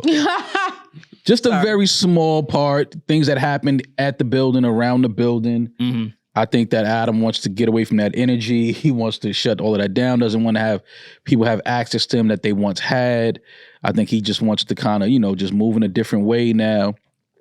So I do think a small part of, the latest in this whole Rico thing and people that were part of his platform or on his platform at some point or another, I do think some of that does play into it. I think the FBI just subpoenaed him. Was it last week? Yeah. Or 2 weeks ago? Which you guys called me the feds for having I don't know if it was subpoena, the but most they obvious take ever that the feds would obviously be contacting him to see where money went to the people involved in this. Nah, they did it because you gave him a tip. That's you're right. Well, yeah, you was the right. feds. You was The feds weren't even thinking. No, they had no clue. They weren't even looking at that. But and then not only that, Brad. I do think that the FBI may have asked for unedited audio. I think they may have asked for unedited video. I'm sure, yeah. On his platform of people that were on there. So again, I think that, he was very transparent, but I do think there were some things he left out of the mix. And if he gets subpoenaed for that and wants to stand 10 toes, and which I get, even though he's not a street guy, that runs a risk for anyone that's ever going to come on your platform if the person that's interviewing you or the platform you're going on is not protecting you. Right. Like if that happened to us for some reason and the feds asked us I would fight against that just off the integrity of our show, nothing to do with criminal shit. But that costs money. Right, absolutely. Like we would have to hire a lawyer to fight that subpoena. Right. Yeah. Off a case that has nothing to do. Now we're just spending money for the fuck of it. And then I think he said it's another legal thing that he's going through with somebody else that used to be up there. Yeah. He's dealing with. So he has a lot to deal with. Somebody who seems to be okay financially though and not going through any turmoil is Ruby Rose. She came out and said that she makes $400K a month on OnlyFans in a horrible month. $400K. Now let me just say this. I think Ruby Rose is absolutely beautiful.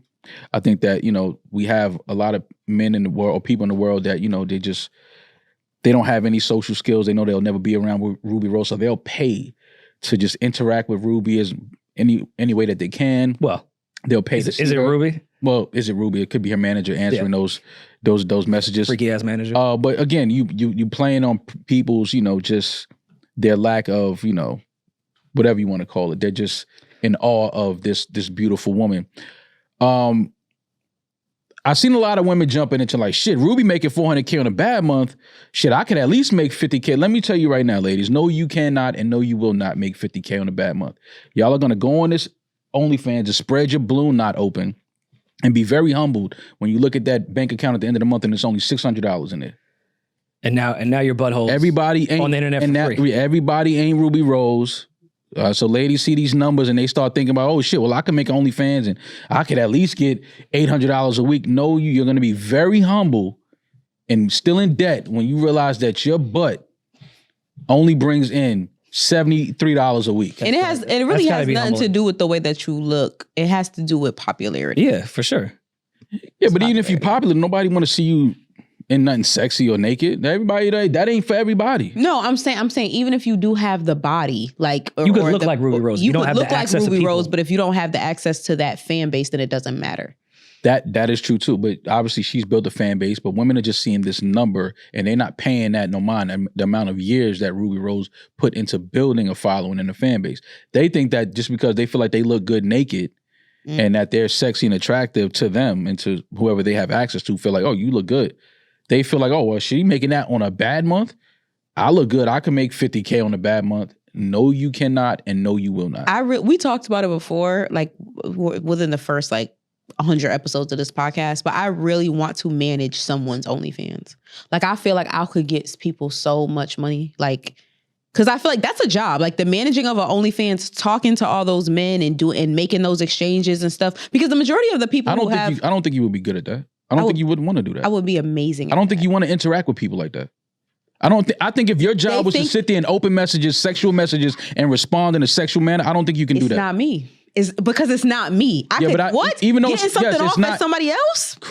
Correct. It's not you, but I still don't think that you would want to do that as a job. If I was taking home 20% of $400K a month, I'll do it. Shit, I'd sit there and do it. But I be interacting with people messages for free, and that's why it pisses me off. But 20% of $400K, yeah, I get real talkative. And at that point, I mean, how much conversation are these horny men really having? You could just have a notes full of generic responses, a lot copy and paste. There's no way those conversations get that deep. A lot of it is not even just conversations. A lot of it is, okay, you pay the OnlyFans fee and then you send a message for a specific video. So I'm sure that Ruby Rose has a bunch of pictures and videos just saved up. You go in that folder, toss that shit out for an extra, send $100 and I'll bend over in a thong and twerk. What? Bam. You get $2,000, 2,000 customers to do that for $200 each? Oh, no? That sounds I love the way those numbers rolled off your tongue. Let me show you, it's not that easy for that to happen. No, I know you're doing the math like, yo, 200 dudes, $100 a clip just to twerk? I'm sure it's not easy, but what I'm saying is it's possible. And there are women that make good money off OnlyFans. I'm just saying I would want a piece of that pie without having to show my pie. Nah, show your pie in the sky. No, I'm cool. I want to serve the pie. I don't want to. Yeah, I want to exactly. I want to serve the pie. You don't want it to be your pie though. Yeah, just the waitress. So you want to be a pimp. That's what you're saying. That is not that's manager. Administrative work. Yeah. That's what Don Juan has been trying to tell y'all for years. But y'all seem to be arguing with him. Facilitator. Like, yeah, that's really all. That's what Don Juan been telling y'all. Does Ruby give it up on her OnlyFans? I don't know. I haven't subscribed to it. I just feel like the internet, for how nasty it is, would have leaked that already.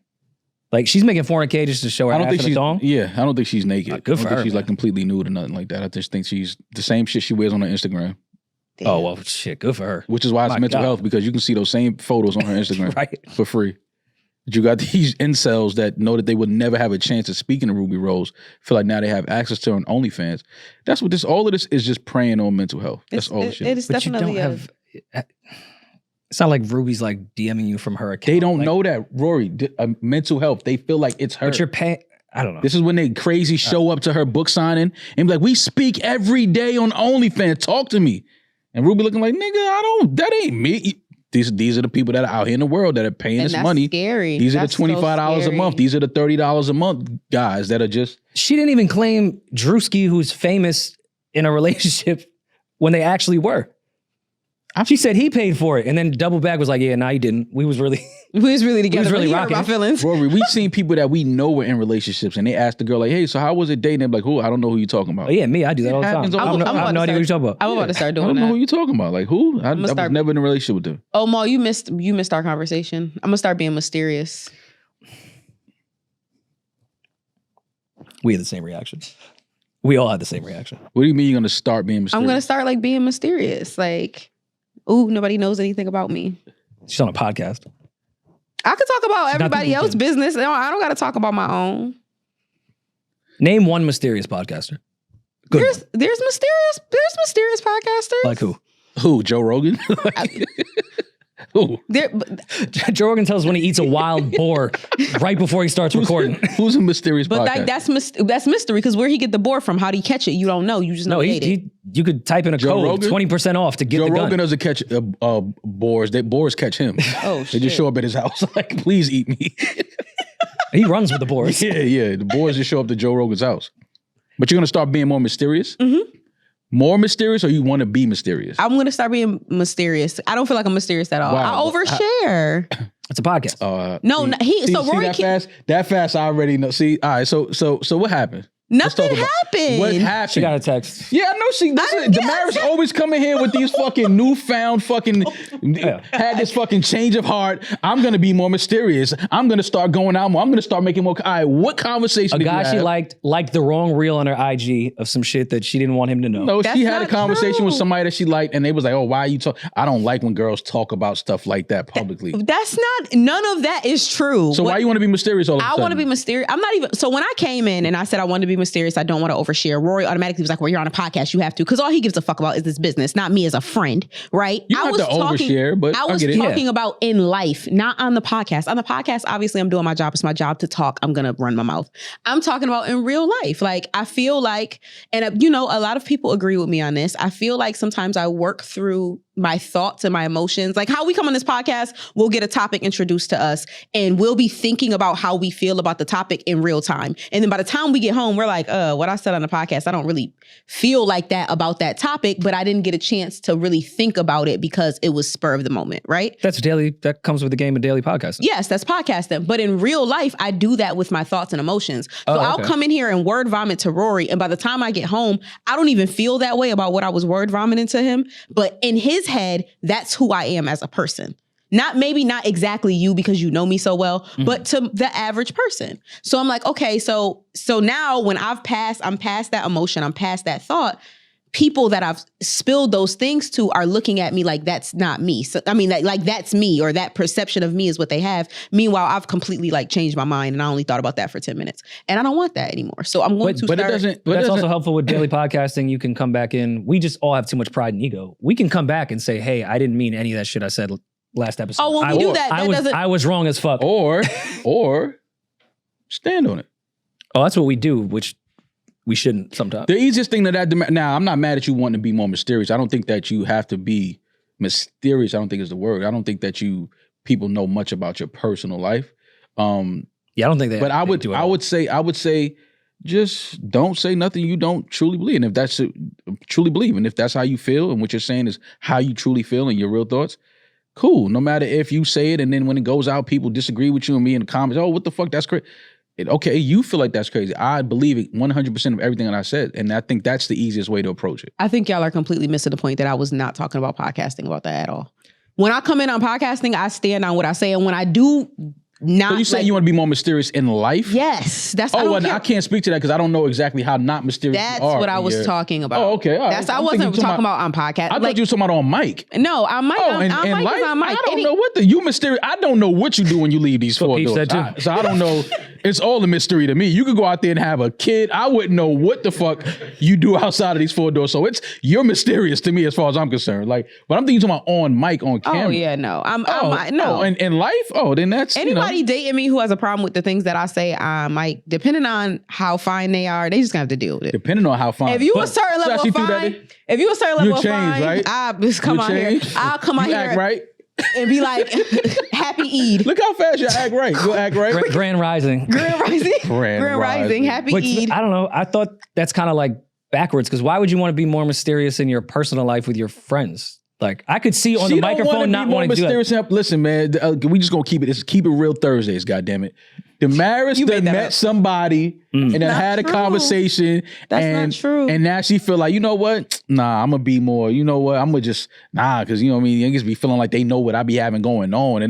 No, it's not that. I feel like there's some people, this is more friend related. I feel like I've expressed a lot of like my life or my feelings to people who I no longer speak to, and I wish I could take that information out of their brains. Oh, but that's what you're talking about being mysterious. Let me let you know something. If you're only 30, listen, a lot of these girls you with now that you think is your friends and your homies and your cronies and all this other shit. It ain't just girls, it's men too. Men too, right? Mm-hmm. And you're gonna look up one day and not know where the fuck they at, what they got going on, what they doing. Meanwhile, they got your deepest, darkest secrets. That's just okay. In the tuck, As long as you ain't do no, but as long as it ain't no crazy shit. Kind of crazy shit. That's what I'm saying. But what crazy did you do? What crazy, like honestly, you're not like, what crazy shit could Damaris have possibly done? Some shit you just would not want people to know. Yeah, but we all do things, but it's not nothing like we killed a hooker in Vegas together. Well, I mean, yeah, people should know about that, but outside of killing somebody, outside of like, who gives a fuck? Who cares? Like that's there's so many people that I had a moment in my life for like maybe 6, 5, 7, 8, 10 years that I haven't spoken to in probably 6, 7, 8, 10 years. I don't care about none of that shit that happened when we was hanging out, running around. That shit, I'm like, great. I didn't do no sucker shit. I never did no foul shit to nobody. I never violated nobody. So, I mean, I may have kissed a girl, slept with a girl that I'm looking back, I'm like, damn, I should have never fucked that girl. But who hasn't? What if you fuck somebody's wife? I would never do that. Wife, like married, I would never do that. Damn. You probably done it, didn't know. Oh, then that's not on me. The onus is the onus. I get it. Whatever makes you sleep at night. The onus is not on me. She slept with somebody while she was married. I didn't sleep with her. How Damaris started this process? She opened her phone and went on TikTok and said, hey guys, I'm going to be more mysterious. She told TikTok, you know, I'm just at a point in my life where I feel like, you know, I'm giving y'all too much and I'm going to put it behind a paywall. The mystery is behind Patreon. Subscribe now. Everyone's been asking me about my skincare routine, but I want to be more mysterious about I'm it. tired of gatekeeping my facial cleanser. I'm tired of gatekeeping my products. So I'm tired of gatekeeping something that's at Sephora. Yeah, so the link is in my bio. Put everything together. You guys hit the subscribe. Use my code. I'm doing it out of the love of the game, but use my code. That's the mysterious. Like Damaris Mysterious is they don't know when she's going to drop her next video. I want to know if Cory Booker's selling diapers yet. Because that's going to be his moneymaker for his What campaign. is this Cory Booker shit? He did a filibuster for 24 straight hours. Can somebody quote anything that he said in those 24 hours? He just did his David Blaine politician shit. I got to know if he went in there with a diaper already on. Like it had to have been prepared. There's no way you're... He had a little porta potty behind the podium. And I mean, we don't have to fully get into this. I do think shit like this is what the Democrats need. Shake shit up. I'm serious. They just need something other than Biden's face and Kamala. And, Cory Booker, I think, has done great shit for Newark. And I mean, he's ran before. It just didn't pan out. Yeah. But I mean, listen, man, he's fucked bad bitches and he doesn't need to pee for 25 hours. I'm interested now. Is there anything you could talk about for 25 hours straight? Nope. No. Nothing? Nope. I don't care about nothing for 24 hours straight. What about 5 hours? Like if you had to give a 5 hours. I've been doing that shit for fucking Doing it for a decade. Yeah, 12 years of my life. Yeah, absolutely. 5 hours, yeah, absolutely. 24, 20. There's nothing, no. I'm going to lay down, man. I don't even talk in the house when I get home. Well, there's no one there, Ma. But if there is, maybe an hour or two, conversation, turn the TV on. Fuck. Hide the pickle, go to sleep. It is what it is. Yeah, talk about how to hide the pickle. Yeah, talk about great hiding places for the pickle. Do y'all like that though? Like silent dates where you're just like silent? No, not dates. silent. But when you're sitting with someone in silence, if I can sit with you in silence, I like you. Like a first date or second date, no, but that's a big part of me getting along with people. If I can sit quietly and it's not awkward and everyone's fine with it, that means we're in a good space. Yeah, like unless now you can be silent and know that there's some shit going on that y'all need to be talking about, discussing. Like you no, do not that. That's not helping. I'm just saying everything's fine. Yeah, everything's y'all fine. Y'all can But sit in silence and know everything's okay. Yeah, like sitting, watch, I don't know, Top Gun 2 or something. I don't know. Rest in peace, Val Kilmer. me and Rory did that. Did watch Top Gun. We sat in silence to watch Top Gun 2. It's creepy because I watched Top Gun, I think Sunday. And, obviously Val Kilmer's in the movie. He plays Iceman. And I had to think, I was like, I know this wasn't a role. He's really sick in real life. Yeah. And I was like, did Val Kilmer die? Just watched Top Gun 2 again Sunday. And I asked myself, did he die? So I do what everybody else does, go to the Googles. Val Kilmer's still alive, battled throat cancer, seems to be okay.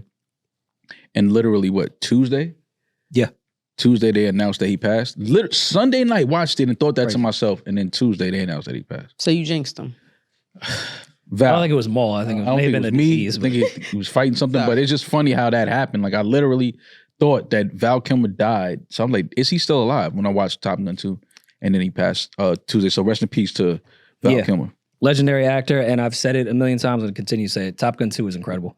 Incredible movie. Went in wanting to hate it, and now I watch it pretty often. It's so fucking good. I was watching the movie with people, and somebody was like, damn, I kind of want to be in the Air Force.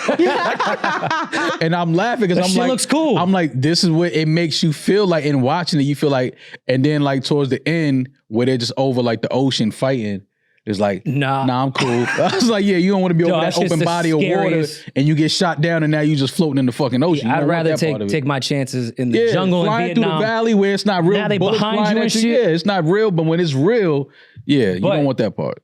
Like the days before the war, like when you just got your shirt off playing volleyball, you got a Harley Davidson, like that shit looks ill. Like you're the man at the local bar. Right. You get a leather jacket. Like, I see the propaganda. I want to join. Here's the thing, and this is one thing that I always get confused with. Was he in the Air Force or the Navy? Navy, I want to say. The Navy. And what is the difference between the Air Force and the Navy? Well, one's in the air and one's in the sea. But see, he had to be Navy. I think the Navy. I think you would think the Navy is just sea, right? I think the Navy is part of that too, though. Yeah, because the Navy SEALs don't like seal. Like they don't be like in the water. They do be in the. What are you talking about? They do. Navy SEALs be in the water. They train in San Diego on the beach. That's one of the biggest parts of their training. Are you kidding me? Oh, I didn't know that. Yeah, BUDS training, I think, whatever the acronym is about underwater demolition or something. Okay. But because we've been fighting in the fucking Middle East for so long, they're just more become like a tactical team that is used. Okay, the same way like Army Rangers would. They're just the best tactical team. Okay, so the Navy focuses on maritime operations, protecting ports and oceans, while the Air Force concentrates on air and space capabilities, delivering forces rapidly anywhere in the world. So Yeah. I guess that you can protect ports and ocetions with fighter jets as well as... Well, I mean, they're on the aircraft carrier, like Right, so that's what I'm saying. I always got that mixed up. I can never tell, all right, are you in the Navy or the Air Force, and what the fuck is the difference? no, I mean they're all great in their own way. The Navy is pretty fucking badass though. No disrespect. Yeah, they're the- Marines they're and the Army Navy. and Yeah. everything. You guys for sure. In the Navy. But the Navy has a better PR team. I'll put it that way. Okay. And Rihanna. And Rihanna. That's a crazy. And a great federal bank. A great credit union. And Trump had some crazy plans for the Navy on Twitter, if you remember. Did he? Navy? Oh my God. He was trying to make a Navy? Yeah. You don't remember that day on Twitter? That was a Where do I great vote? day. Where do I sign up for the Navy? Because you know we ain't flying. Yahoo.com. That's who posted it. You don't remember that day on Twitter? No. That was like easily top 10 Was that Twitter real? days. Yahoo, like whoever is their copywriter, They meant to say bigger Navy, but Trump they has plans for a bigger Navy. Oh, and they put... Ever the copywriter, whatever his autocorrect is. Yeah. Well, let's get into that. Yeah, that's what it You can was. change that. You can adjust Whoever worked at Yahoo Yeah, okay. All right, put got it. that and like with the picture of the Navy, that shit was Nah, that the was nigga one of the Navy- funniest The Twitter nigga things. Navy might be dope, though. That shit ain't nothing but a big-ass yacht, big-ass boat party. That's all that shit is. We got a DJ, food. You know how we giving it up. Twerk competition on deck. It's in Miami. Huh? Nobody will get in the water. nobody would would get in the water. Fuck you, Peach. Yeah, nobody would get in the water. Fuck Yo, that. but I'm looking at Yahoo Finance and like how they responded to that. They said we deleted an earlier tweet due to a spelling error. We apologize for the mistake. That's so bland for you typing, like you tweeting out. Like you should have really like put your all into that PR response. Just like, we apologize. Nah, I didn't care about that. Yeah, but sometimes, you make a mistake. It's like, all right, it's out there now. What we gonna do? Y'all know what we meant. That was the greatest day on Until Twitter. they actually roll out with a nigga Navy. Them like, oh, so this is what y'all was trying to do. You know what I mean? Like, I'll sign up for the nigga Navy if and when it happens. What armed forces, two-part question. What armed forces would you guys join and at what war? Well, I told you the story about I had dreams or aspirations of being a Navy SEAL when I was younger until I saw the actual training. And I was like, fuck that. But that was the only time I ever thought about anything armed forces, Navy SEAL. And I would have wanted to be the guy that went in to go get Osama because I think I would have stopped him like, hey, he had nothing to do with 9/11. like I would have went in there like, yo, he seems like There's a pretty reason guy. he's surprised. Yeah, like he's chilling. This guy has nothing to do with nothing. They're lying to us. He had nothing to do with 9/11. Yeah. The reason he's been in Pakistan untouched, like everyone knows They he had nothing to do with it. like, people back then was like, he had what? They're gonna demonetize us. He had nothing to do with that. Yeah, I mean, SEAL Team 6 did. I'd probably do Navy SEAls. I'm not the man for that. But let's say in this hypothetical Navy situation that I would be just man looks enough cool, to do man. that, the SEAls looks the coolest. It looks cool. It looks By like far. some cool shit. The Army Rangers looks pretty cool too. The Air Force, the guys that jump out of the planes and shit. Paratroopers, But then nah. also the Navy SEAls do that as well. Yeah, they the do Navy all of SEAls that. kind of just cover everything, Yeah. period. The Navy Yeah. wasn't the Navy SEAls the movie with Mark Wahlberg that I love. Weren't they Navy SEAls? Because Yeah. they were in Afghanistan. Yeah, that was Navy SEAls. Mhm. You know, you could also like I'm a be in frog the man. you Frog could be man in the doesn't cry. Navy and like also not be a SEAL. Like it'd be Navy people that's just like chilling. Like Navy like otters. They're like, you don't have to be a SEAL. Navy in the otter. Navy. I don't know if But that's that's like being in the NBA and you like, oh, you in the NBA? I'm a ball boy. No, that's not true. The majority of the Navy are people who aren't SEAls. yeah, no. Yeah, of but course. I'm gonna be the SEAls one. are a whole separate. Yeah, Yeah. but they respect you differently. Like when the SEAls walk through, Yeah. the women respect the SEAls differently. Oh no, they crush box in San Yeah, Diego. yeah. They respect the SEAls. Yeah. The SEAls? Oh, They're like the drug dealers of San Diego. They 'cause shut down any. we're club. like the 1%. Like he can't do what I do. Lone I can, hold, Survivor. I can hold my breath for 17 minutes. Like he can't do that. Lone Survivor is what you. Lone Survivor. Classic Incredible movie. If you have anxiety, do not watch it. The love entire that movie, your heart is going to be I racing. love that movie. What's so crazy of like war propaganda movies work so well. I, think that entire war was bullshit, controlled by the billionaires. We're all getting fucked for it. Yeah. I respect these these guys in the armed forces because they think they're there for our freedom. So I have nothing but respect for them. But they're being used like the rest of us. But still, that Frogman poem gets me to cry. Yeah, every time. Like, what? I have no connection to that. Why am I crying? I felt like a frogman in my living room. I was like, You was hopping around? yeah, I was like, yo, you pack that wound and you get the move. I'm watching like, this is bullshit, but tears running down my face Yeah. during Lone Survivor. Who was the guy that Bradley Cooper played? American Sniper. Yeah. Rest in peace to that gentleman. But it was also found out a lot of stuff he said was bullshit and insane. That entire time I felt so American. Yeah. But it's Iraq, and this is bullshit, and you're killing kids, and he lied about a bunch of this shit. This is awful. Yeah. We should not be even thinking about this, but I want to wrap up an American flag around me when I watch it. You have to sleep in the American flag. So I'm like, look at these savages and what they're doing to white America. When you ask like what you would be, like if I had to choose, I would probably be like a sniper in the army. Yeah. Sniper would be cool. Yo, what's up with you, Damaris? What? She wants to be You want to be mysterious. mysterious? You want to be a sniper? Like, you want to be here but not here? You want to be all the way down there just killing motherfuckers but nobody knows you killing them? Yeah. Like, why the fuck would I want to be the one where everybody know I'm who killing them? Like, that would make no sense. Run down. Let them run down. Big Nah, business. I'm cool. I don't want to run down. You want to stand, you want to be 100 yards away? Yeah. I think I'd want to be part of like the Canadian Army in World War I. The Mounties? Just nothing. Oh. Just safe and insignificant. Protecting the maple trees? Yeah. Yeah. I don't know. World War II, I feel like I'd have more pride. That may be the one I'd want. Like an Army Ranger in World War II. I'd feel like I was protecting my family and freedom at that time. Yeah. These new wars, like, I'd never even heard of Vietnam. Why am I going over there? What was the war with Brad Pitt inside the tank? Oh, with Shia LaBeouf? Yeah. Fire. That was the World name War of that II. movie? Great movie. The Right. tank broke down. Tank was busted. They were coming down. The ops was coming down. He said it was like 200 of them coming. They was like, we got to Fury. get out. Fury. He's like, we got to Fire. get out of here. We got to leave. And Brad Pitt was like, nah, I'm staying with the tank. Like, fuck that. And that was all. At that point, you got to stay with the tank. You have to. Imagine like trying to survive and you have a family and then one idiot's like, nah, I'm staying with the Staying tank. here, And now like, you're y'all like, go ahead. well, now I got to stay with the Yeah, tank. like, I can't leave. We can't leave him. That's not leave man Brad. shit. Yeah, we can't leave him here. Turn poor Shia LaBeouf into a monster. Yeah. Innocent soul. Yeah. I don't want to murder any children. And then he was just murking kids by the end. Great movie. Shout out to Fury. Other underrated one, Fury. Tom Hanks, when he's this like submarine, they got to go from New York to London. Thank God for Is planes. that Mission Impossible? No, not Tom Cruise. Tom Hanks. Oh, Tom Hanks. It's something In a about like submarine? the German submarines. They have to go through some area around London. Greyhound, maybe.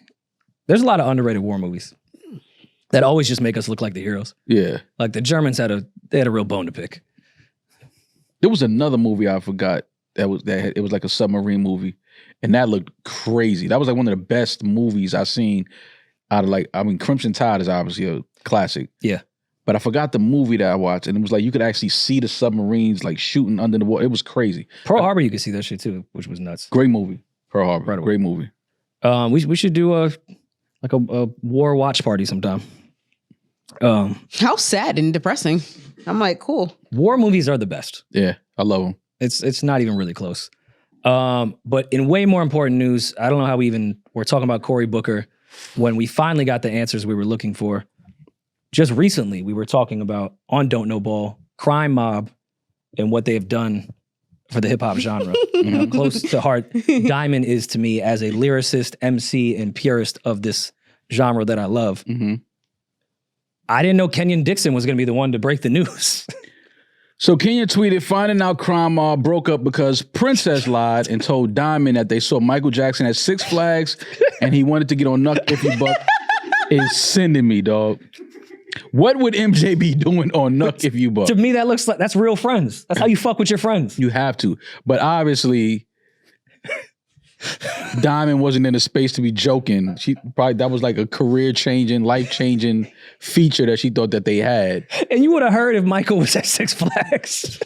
Nothing about that. What would Michael Jackson be doing at Six Flags? Can we play the clip? Me and my brother went to Six Flags, right? We came home. We called Diamond. We told her we saw Michael Jackson at Six Flags. And that Michael Jackson wants to get on Nuck If You Buck. And that he just left our house. And she needs to come listen to his verse. And she ran all the way from her house to ours, and she believed us. And it hurt her. I'm sorry. I'm sorry. We told you. Michael Jackson. Chris, are you being fucking serious right now? I'm so serious. I'm so serious. How old were y'all when this happened? 16. He said at the start of Crime Mob. Yes. You told her Michael Jackson was at the And crib. the monkey. What is it that possibly Wait, they was 16? In them early days, yeah. I mean, they put music out after Nuck If You Buck, so I guess they figured out this problem they had amongst each other. But they saying that's why Crime Mob broke up. I mean, maybe there was a breakup in between that I missed. Yeah, that's some funny shit though. Bro. I'm not gonna lie. I would have been mad too, but we ain't gonna not be friends behind that shit. Like, we ain't gonna break up the group. I would have been fucking heated.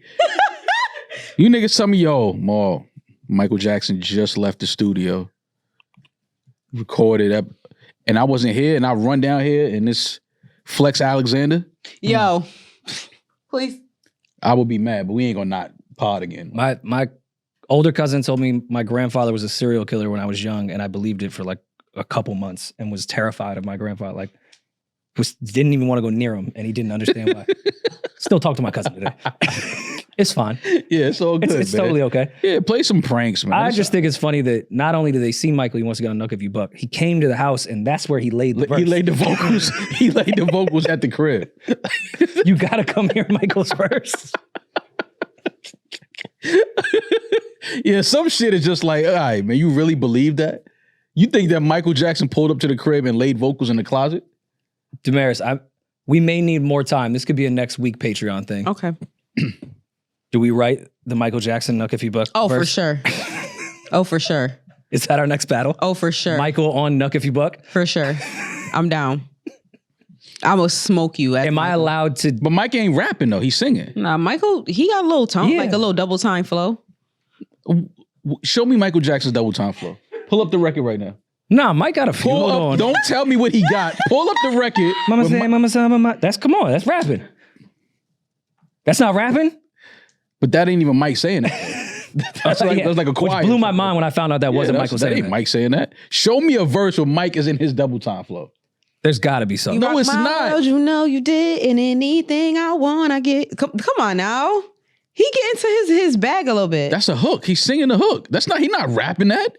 What are y'all talking about? I feel like, is the bridge on Billie Jean? He might have got a little 12 off. The closest Mike ever came to rapping is when, at the end of Jay verse, when he was like, yo, Mike, he's like, I don't think they're ready for this one. Please. That was the closest Mike ever came to rapping. Yeah. Rap? Come on, man. But we know he could have. I mean, Like, had he would have rhythm approached Nuck If You Buck in in a very artistic a way. double Oh, time. I don't, because Mike heard that and was just like, I have to rap on this. This is like the most incredible. Skinhead, deadhead, everybody gone back. Intuition, allegation, everybody conversation in the suit, on the news, everybody dog food. All I want to Everybody say is dog that food. they don't really care about us. That's bars. Stop. That's rapping. Stop. That might be the same BPM as Nuck If You Buck. It's definitely not. Definitely the fuck not. All right, well, y'all have fun at it. Let me hear what y'all come up with for Michael Jackson Yo. on Nuck If You Buck. Let's hear it. Can I download Mike ad-libs and play them during my verse? Sure. Anything to help to help you land the verse. Whatever you need. I'm gonna need a week for that one. All right, before we get out of here, do we have any voicemails? Did we miss anything? Firefest update. I mean, me and Justice over the weekend talks were going. Billy said it's gonna change all of our lives. So if you guys want to come, Justin and I, we're booking our tickets as soon as that location is announced. Firefest. I definitely got to be there for that. I got to see Billy shit on everybody again. Bologna sandwiches under a tent. I mean, we can get the villa if it's three of us. We were gonna get individual tents, but if you want to roll, we can get a villa. Nobody's Me, you, and Justice in the villa. Nobody will have a villa. It won't be any villas available. There's not an island. There's no fucking Firefest happening, man. All right, we have voicemails. You've got mail. Hey guys, huge fan of the pod. I guess I'm just looking for a little bit of advice. So met this cute guy. We were sending each other messages, flirty text messages for like 3 days straight. And everything was going good. I think on the last day, things got a little spicy in the text messages. Hey. And then 1 or 2 days go by, we haven't texted each other. And I reach out to him trying to be flirty. And like, I kind of felt like he was kind of being distant. And of course, he's the one who like initiated all the flirty messages. So when I tried to do that, now I kind of feel like I have to wait for him to reach out to me. And I'm just kind of wondering, like, I don't know, I feel like there was like post-text clarity. And now I feel really weird because I have to be cool and like wait for him to text me, because even though I enjoyed our messages, like I feel like I have to wait for him.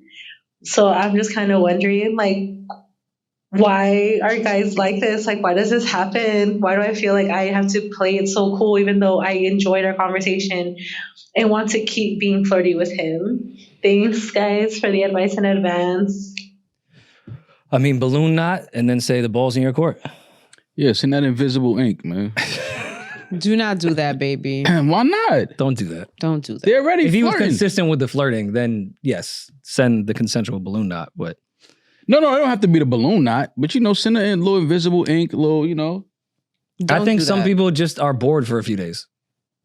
Or his girlfriend Sorry to be- finally came back from vacation. That could be it as well. Now he doesn't have the free time that he once had. Yeah. Or he could be dealing with something mentally and he's just no longer in the mood to flirt. There's so many different reasons. This is why I hate dating, because I feel exactly how she feels. Like, it's very difficult. It's very difficult trying to see, okay, I want to let this guy know that I like him, so I don't want him to feel like he's just chasing me, so that I give some back, but he doesn't give it to me the way that I want him to give it to me. So now I feel like I'm like chasing him and I don't like that and it makes me feel weird. So it's fucking terrible. Girl, just spin a block on your ex. That's what I say. Of course, that's what Damaris says. Do not spin the block on your ex. Let that man be happy, in peace, move on, and find somebody new. Her ex Let won't a do few that to days her. go, and I don't know, if you see something that reminds you of a conversation y'all had a few days ago, be like, hey, thought of this. And if there's no response, then move the fuck on. Yeah. Yeah. There's nothing, and there's also nothing wrong with triple texting or double texting. Like, If you we need like to get that somebody. mentality. out of it. Yeah. That's ego. That's all ego. That's ego shit. Yeah, but sometimes you need Ego the is good. ego. Ego is good Because sometimes. like, I don't know. I know how y'all always say that y'all like, oh, I don't care if a girl is like, showing interest in me, but that really does turn some guys off where it's like, oh, she's sweating me. Like, it's a very sticky game to play. It sucks. Yeah, but By just saying like, hey, how's your day going? yeah, starting a conversation. Yeah, that's not thirsty. Like, if you didn't respond to my last text message and I text you again, like, hey, how's your day going? Because if you don't respond to that one, then that's my 13th reason. But again, your ego is making it seem like he's just not responding to you because he's not into you. When they're really He could be going through a whole life crisis right now, and obviously he doesn't want to share and put that. Which one is most likely? Life crisis? The life Or crisis also- is not more likely than the guy just not being. Or he that has into like Could a have lost job. his job, got evicted, he's sick, family member sick. That happens. That's a it real does life shit. happen, but that's not a regular thing. That's not like That is a regular thing. that's not the go-to. That's not the you're basically telling me when I hear hoof beats to think zebras, not horses. Like, no, like the most likely both. thing. It could be both, but which one is it more likely? Well, if you don't put your ear to the ground, you never hit a buffalo coming. That's true. So it is what it is. That's a great Benny bar. Why did you call here for advice, babe? Why here? Okay. Also put in perspective, Thursdays for us. Mm-hmm. Pre-production, 2 episodes, pick clips, pack up, leave, brain is fucking fried, don't want to necessarily talk to someone. That doesn't mean I don't like a person. I was not on my phone for 7 hours. Then I communicated for those 7 hours, and I just want my brain to fucking rest. No, I don't feel like having a full text or FaceTime conversation with somebody, no matter how much I like them. That's cat, because I know you, and if you like somebody and they text you right now, the moment we're on our break and we go dip our little fingers in our guacamole, you're gonna text them back and say, "Hey, I'm recording right now. I'll hit you later." And even if you don't hit them later, you're gonna say, "Hey, I'm tired. I'll hit you I'm tomorrow." not saying that somebody can't send a simple text of what they're doing. Exactly. But that full-blown conversation shit, yeah, maybe I could only do that on Saturday and Sunday. Maybe I could Okay. only do that Tuesday. That makes sense. So, No, I'm just on the side of some people go ghost for different reasons. It's not always because of you. That's all. I'm not saying, what I'm saying is law, but that happens. People get distant and communication drops because they got real life shit going on. So your advice to her is to text again and see where it goes from there. And just text like, hey, how are you? You know, haven't heard from you in a couple of days. Hopefully everything's cool. Like, you know, like see how you start doing the snake soon as you hate to show some type of care and emotion for somebody. That's not true. Yes, it's not about care and emotion, because if I know that you care about me, I'll give you all the care in the world, all the grace in the world. But if I'm trying to figure out if you were just bored, like if you just happen to be texting me, because that does happen. Some men get bored and they just text you. And then once their boredom is over, you're over here like, oh, giggling. Oh, he was texting me, and you go to text him and he shows that it's like, oh, that was like a 2-day thing. Like, please leave me alone. That's damaging to people and their ego. So yeah, they can't be afraid of that response. Or, I mean, I'm saying he should communicate this, but what if he doesn't want a pen pal? Like, what if we had 3 days of flirting back and forth and you just seemed like somebody just wanted to text? Like, we're not seeing each other. I'm not doing this. Well, yeah, I mean, do they live in the same city? Did she say? It didn't sound like she did. She kept saying flirty text messages or whatever, but like, ask me out then. The fuck? Yeah, but if you don't, well, yeah, even if you don't live in the same city, y'all could try to set something up, a date to kind of link up and meet up and have some fun or whatever. So, girl, if he wants, the pressure of texting is too high these days. That's why I don't text. That's why I FaceTime. Because people put too much into shit. That's like, even more pressure. Text the person. That's not pressure. FaceTime? Yeah, I FaceTime. I'm not texting you all day. I got shit to do. Let's be FaceTime's even tougher. I can't do the shit I'm doing. I can't put my phone down. I gotta hold my phone. I gotta prop my phone up, be sitting right in front of my phone talking to you. Like, I got shit to do. So if we're going back on flirty text messages, that'll take 10, 15 minutes. I can call you and say exactly what I want to say, get that over with. You see how pretty my face is, you get the riz, and then I get up out of there. And the next time I see you, it'll be in person. But texting all day, I'm not texting all day. It takes too much. I think for me, texting just takes too much effort. I'm definitely not texting all day. I'm not doing that. Yeah. Not all day. I can't have a full text conversation. That's insane to me. But yeah, eventually we do have to FaceTime. We have to talk. I need to see your face. I need to hear you say something. I need to see your eyes when you say something. See if I'm lying? Yeah, got to. Got to look in your face when she say certain. Don't let her text certain shit, fellas. No. Call her. Say that again. Like what, Ma? Anything. They be lying in your face too, though. Oh yeah, those are the real demons that could look you right in your face. Those are the ones that could beat the lie detectors. They know how to control their breathing. They're like Steph Curry's. Those ones. They know how to slow their heart down in the fourth quarter. They know how to slow their heart rate down in the fourth quarter. You know, in Ocean's 11 when he steps on the nail in the shit so he can beat the light. Yeah. All these chicks stepping on nails. Yeah, they sleeping on nail beds to fucking slow their heart. Usually our producer Josh is over there cackling. This whole conversation, he just been sitting there staring. Yeah, because Josh, he's a hurt soul as well. Yeah, he's like the rest of us. Josh Girls lives in California. She ain't answered the phone in 3 hours, so now he over there. Ooh. He worried. See, Ma. He going through what? He's in a long distance relationship. I know how that shit could get. He shaved all his facial hair off, stressed. Yeah. Nigga done picked a hole in his beard. I know how it go, Josh. I've been there before, but nigga, don't get you. Josh, I'm so sorry. Yo. Josh, like wifey she ain't texting back fast enough. I don't like that shit. Ain't that much photos in the Lakers for the world, right? LeBron don't need that many photos. And that 3-hour time difference will fuck with your head when there's no communication. Yeah, hell yeah. Like, I get it. It's early. It's 8 a.m. here. She's not up yet. Yeah. Then it starts to get to like noon over here. Yeah. And you're like, it's a weekday. Yeah. Lakers ain't even playing tonight. Yeah, like what you doing? You ain't taking no photos. Oh, and then don't wake up at 7 a.m. and text her and she reply. Woo! Damn, caught. It's 4 a.m. where you at? What the fuck? If it's a long enough gap, if it's hours between text message, you can't just respond in a text, hey, no, you got to call me. You got to FaceTime me. I got to know where you at right now. 7 hours and my text went on there. That's why you got to wait till you get home, get fully under the covers, mush your hair up and be like, hey, I see you text me. That's what I heard that women do. Yeah, and then that's when I text back like, hey, I saw you just walk in your building. And just dating. And now we both panicking. Now we both panicking. Now what? Now we both panicking. Dating seems way too rough. Because even if I did after a long day text in a respectful way, is not rough when people are being honest with each other. Dating is only rough when both of y'all are lying to each other. Let's say I am being completely honest and I am burnt after a days of podcasting and I just want to lay the fuck down. Didn't get much sleep the night before and say, hey, had a long day. Let's just talk tomorrow. I'm going to get some rest. I'll even send a selfie from the bed. I guarantee you I end up in the group chat saying, girl, he's being weird. He's being shady. Well, not if you're dating mature adults. Adults don't behave like that. Mature adults, again, being honest with each other, but there is a thing of patterns. And if you create a pattern with somebody True. that you're dating and talking to, and you usually FaceTime before bed, or, you know, you create this pattern, if that changes, you know, for a day you don't FaceTime or you don't say goodnight, text goodnight, whatever that pattern is that you created, then you can only understand that it's going to be some type of like, I agree with that. is My everything pattern okay? is I'm always tired. Some days I just can't fight through it. Right. I get that. No, listen. I'm always exhausted. Just some days I ignore it and talk to you. Right. I get that part. But express that part is what I'm saying. Like I get text messages like, yo, Damaris, I'm exhausted. I can't talk right now. I'll talk to you tomorrow. That's fine, because I have times where I'm exhausted and my phone's on D&D and I just want to watch Grey's Anatomy. I don't want to talk to you. Like normal humans have that and they can understand that. Yeah, people have healthy relationships. I just think that it's not, people don't talk about healthy relationships much. People don't repost healthy relationships. That's much. true. People have very healthy relationships. They're too busy being happy. Yeah, exactly. They don't give a fuck about social media. They don't care about the shit. We happy in real life. Like we home, not speaking, bored, but we bored together. Yeah. Farting under the covers together. Healthy. Yeah, I healthy. miss my Let farting that under gas the out. covers relationship. That was Yeah, great. let that gas out. Go ahead, girl. I know what you Every smell like. relationship I've been in. Yeah, I know what you smell like when you fart. You've been in a non-farting relationship? Me? Anyone in this room?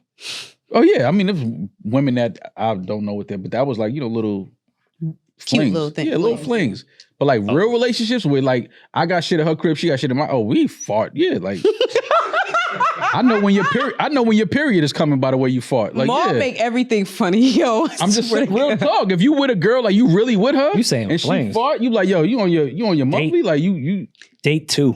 Mom, Rory, what? See, that's date wild. two farting around each Date other. 2 is crazy. See, that's why he be going crazy, ready to hurt himself and bring harm to himself. She got He all in pheromones in 2 her days. fart In 2 and days, shit. he all in. Like he playing poker with his cards up 2 days in. Yo. He do it. No, I gotta fart. You gotta keep I'm lying. I don't You have fart like an around me issue with on, just, on the second date. Unless it's some shit. I don't fart on.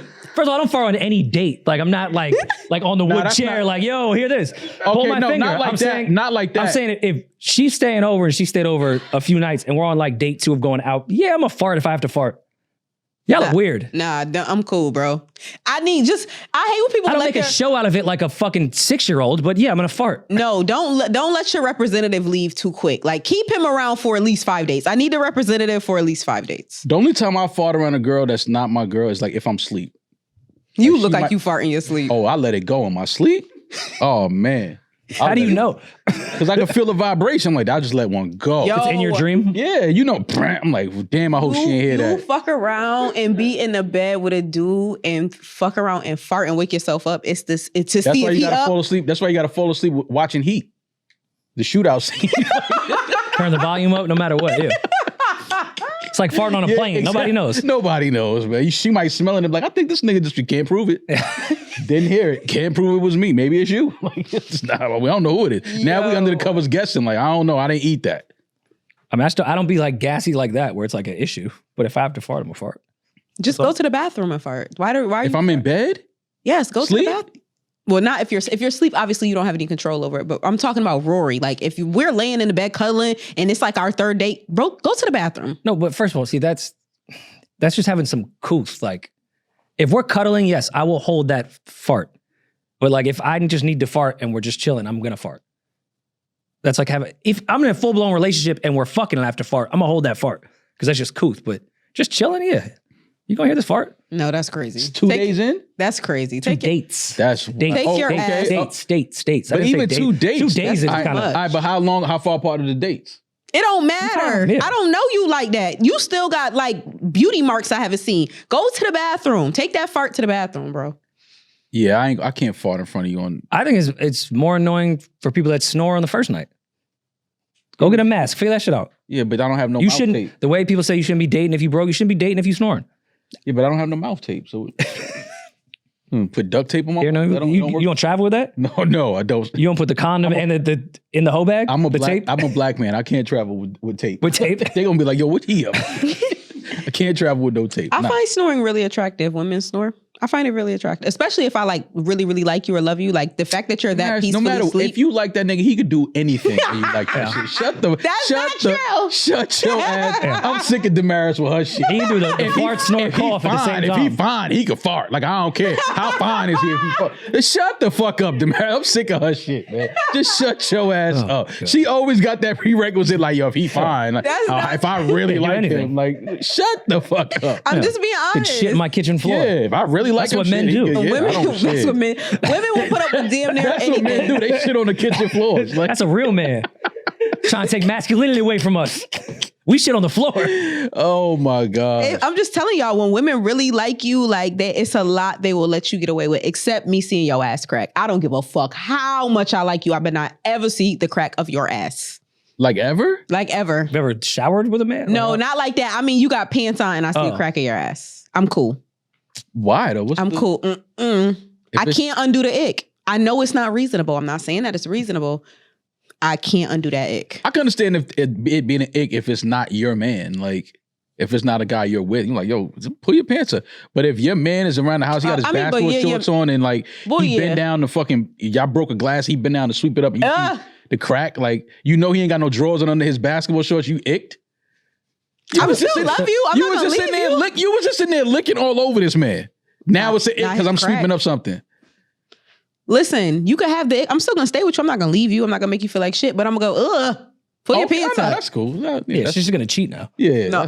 yeah, she's gonna find She somebody else. used to see the crack in his ass. This nigga, girl, this nigga got his ass crack out. You can Like, cheat with someone that also has an ass crack. yeah. He texts his group chat like, she being weird and distant. I don't know what's going on. Whole time he just bent down to sweep up some shit you broke. Yeah, some shit you broke. Some shit you broke, and my shorts was sagging, and my crack was out while I was sweeping up broken glass. And now all of a sudden I'm in your group chat, girl. This nigga walking around here, ass crack out. I'm cleaning up your shit. Like, what are you talking about? Yeah, that must Women have have been the craziest a rough ick. era for you when all the Brooklyn guys wore the short white tees with the Hermes belts. We always saw their ass all the time. Nah, but if he was fine, it's all good. Like, Damaris don't care. As long as he fine and she like him, it's all good. Fair enough. Passe.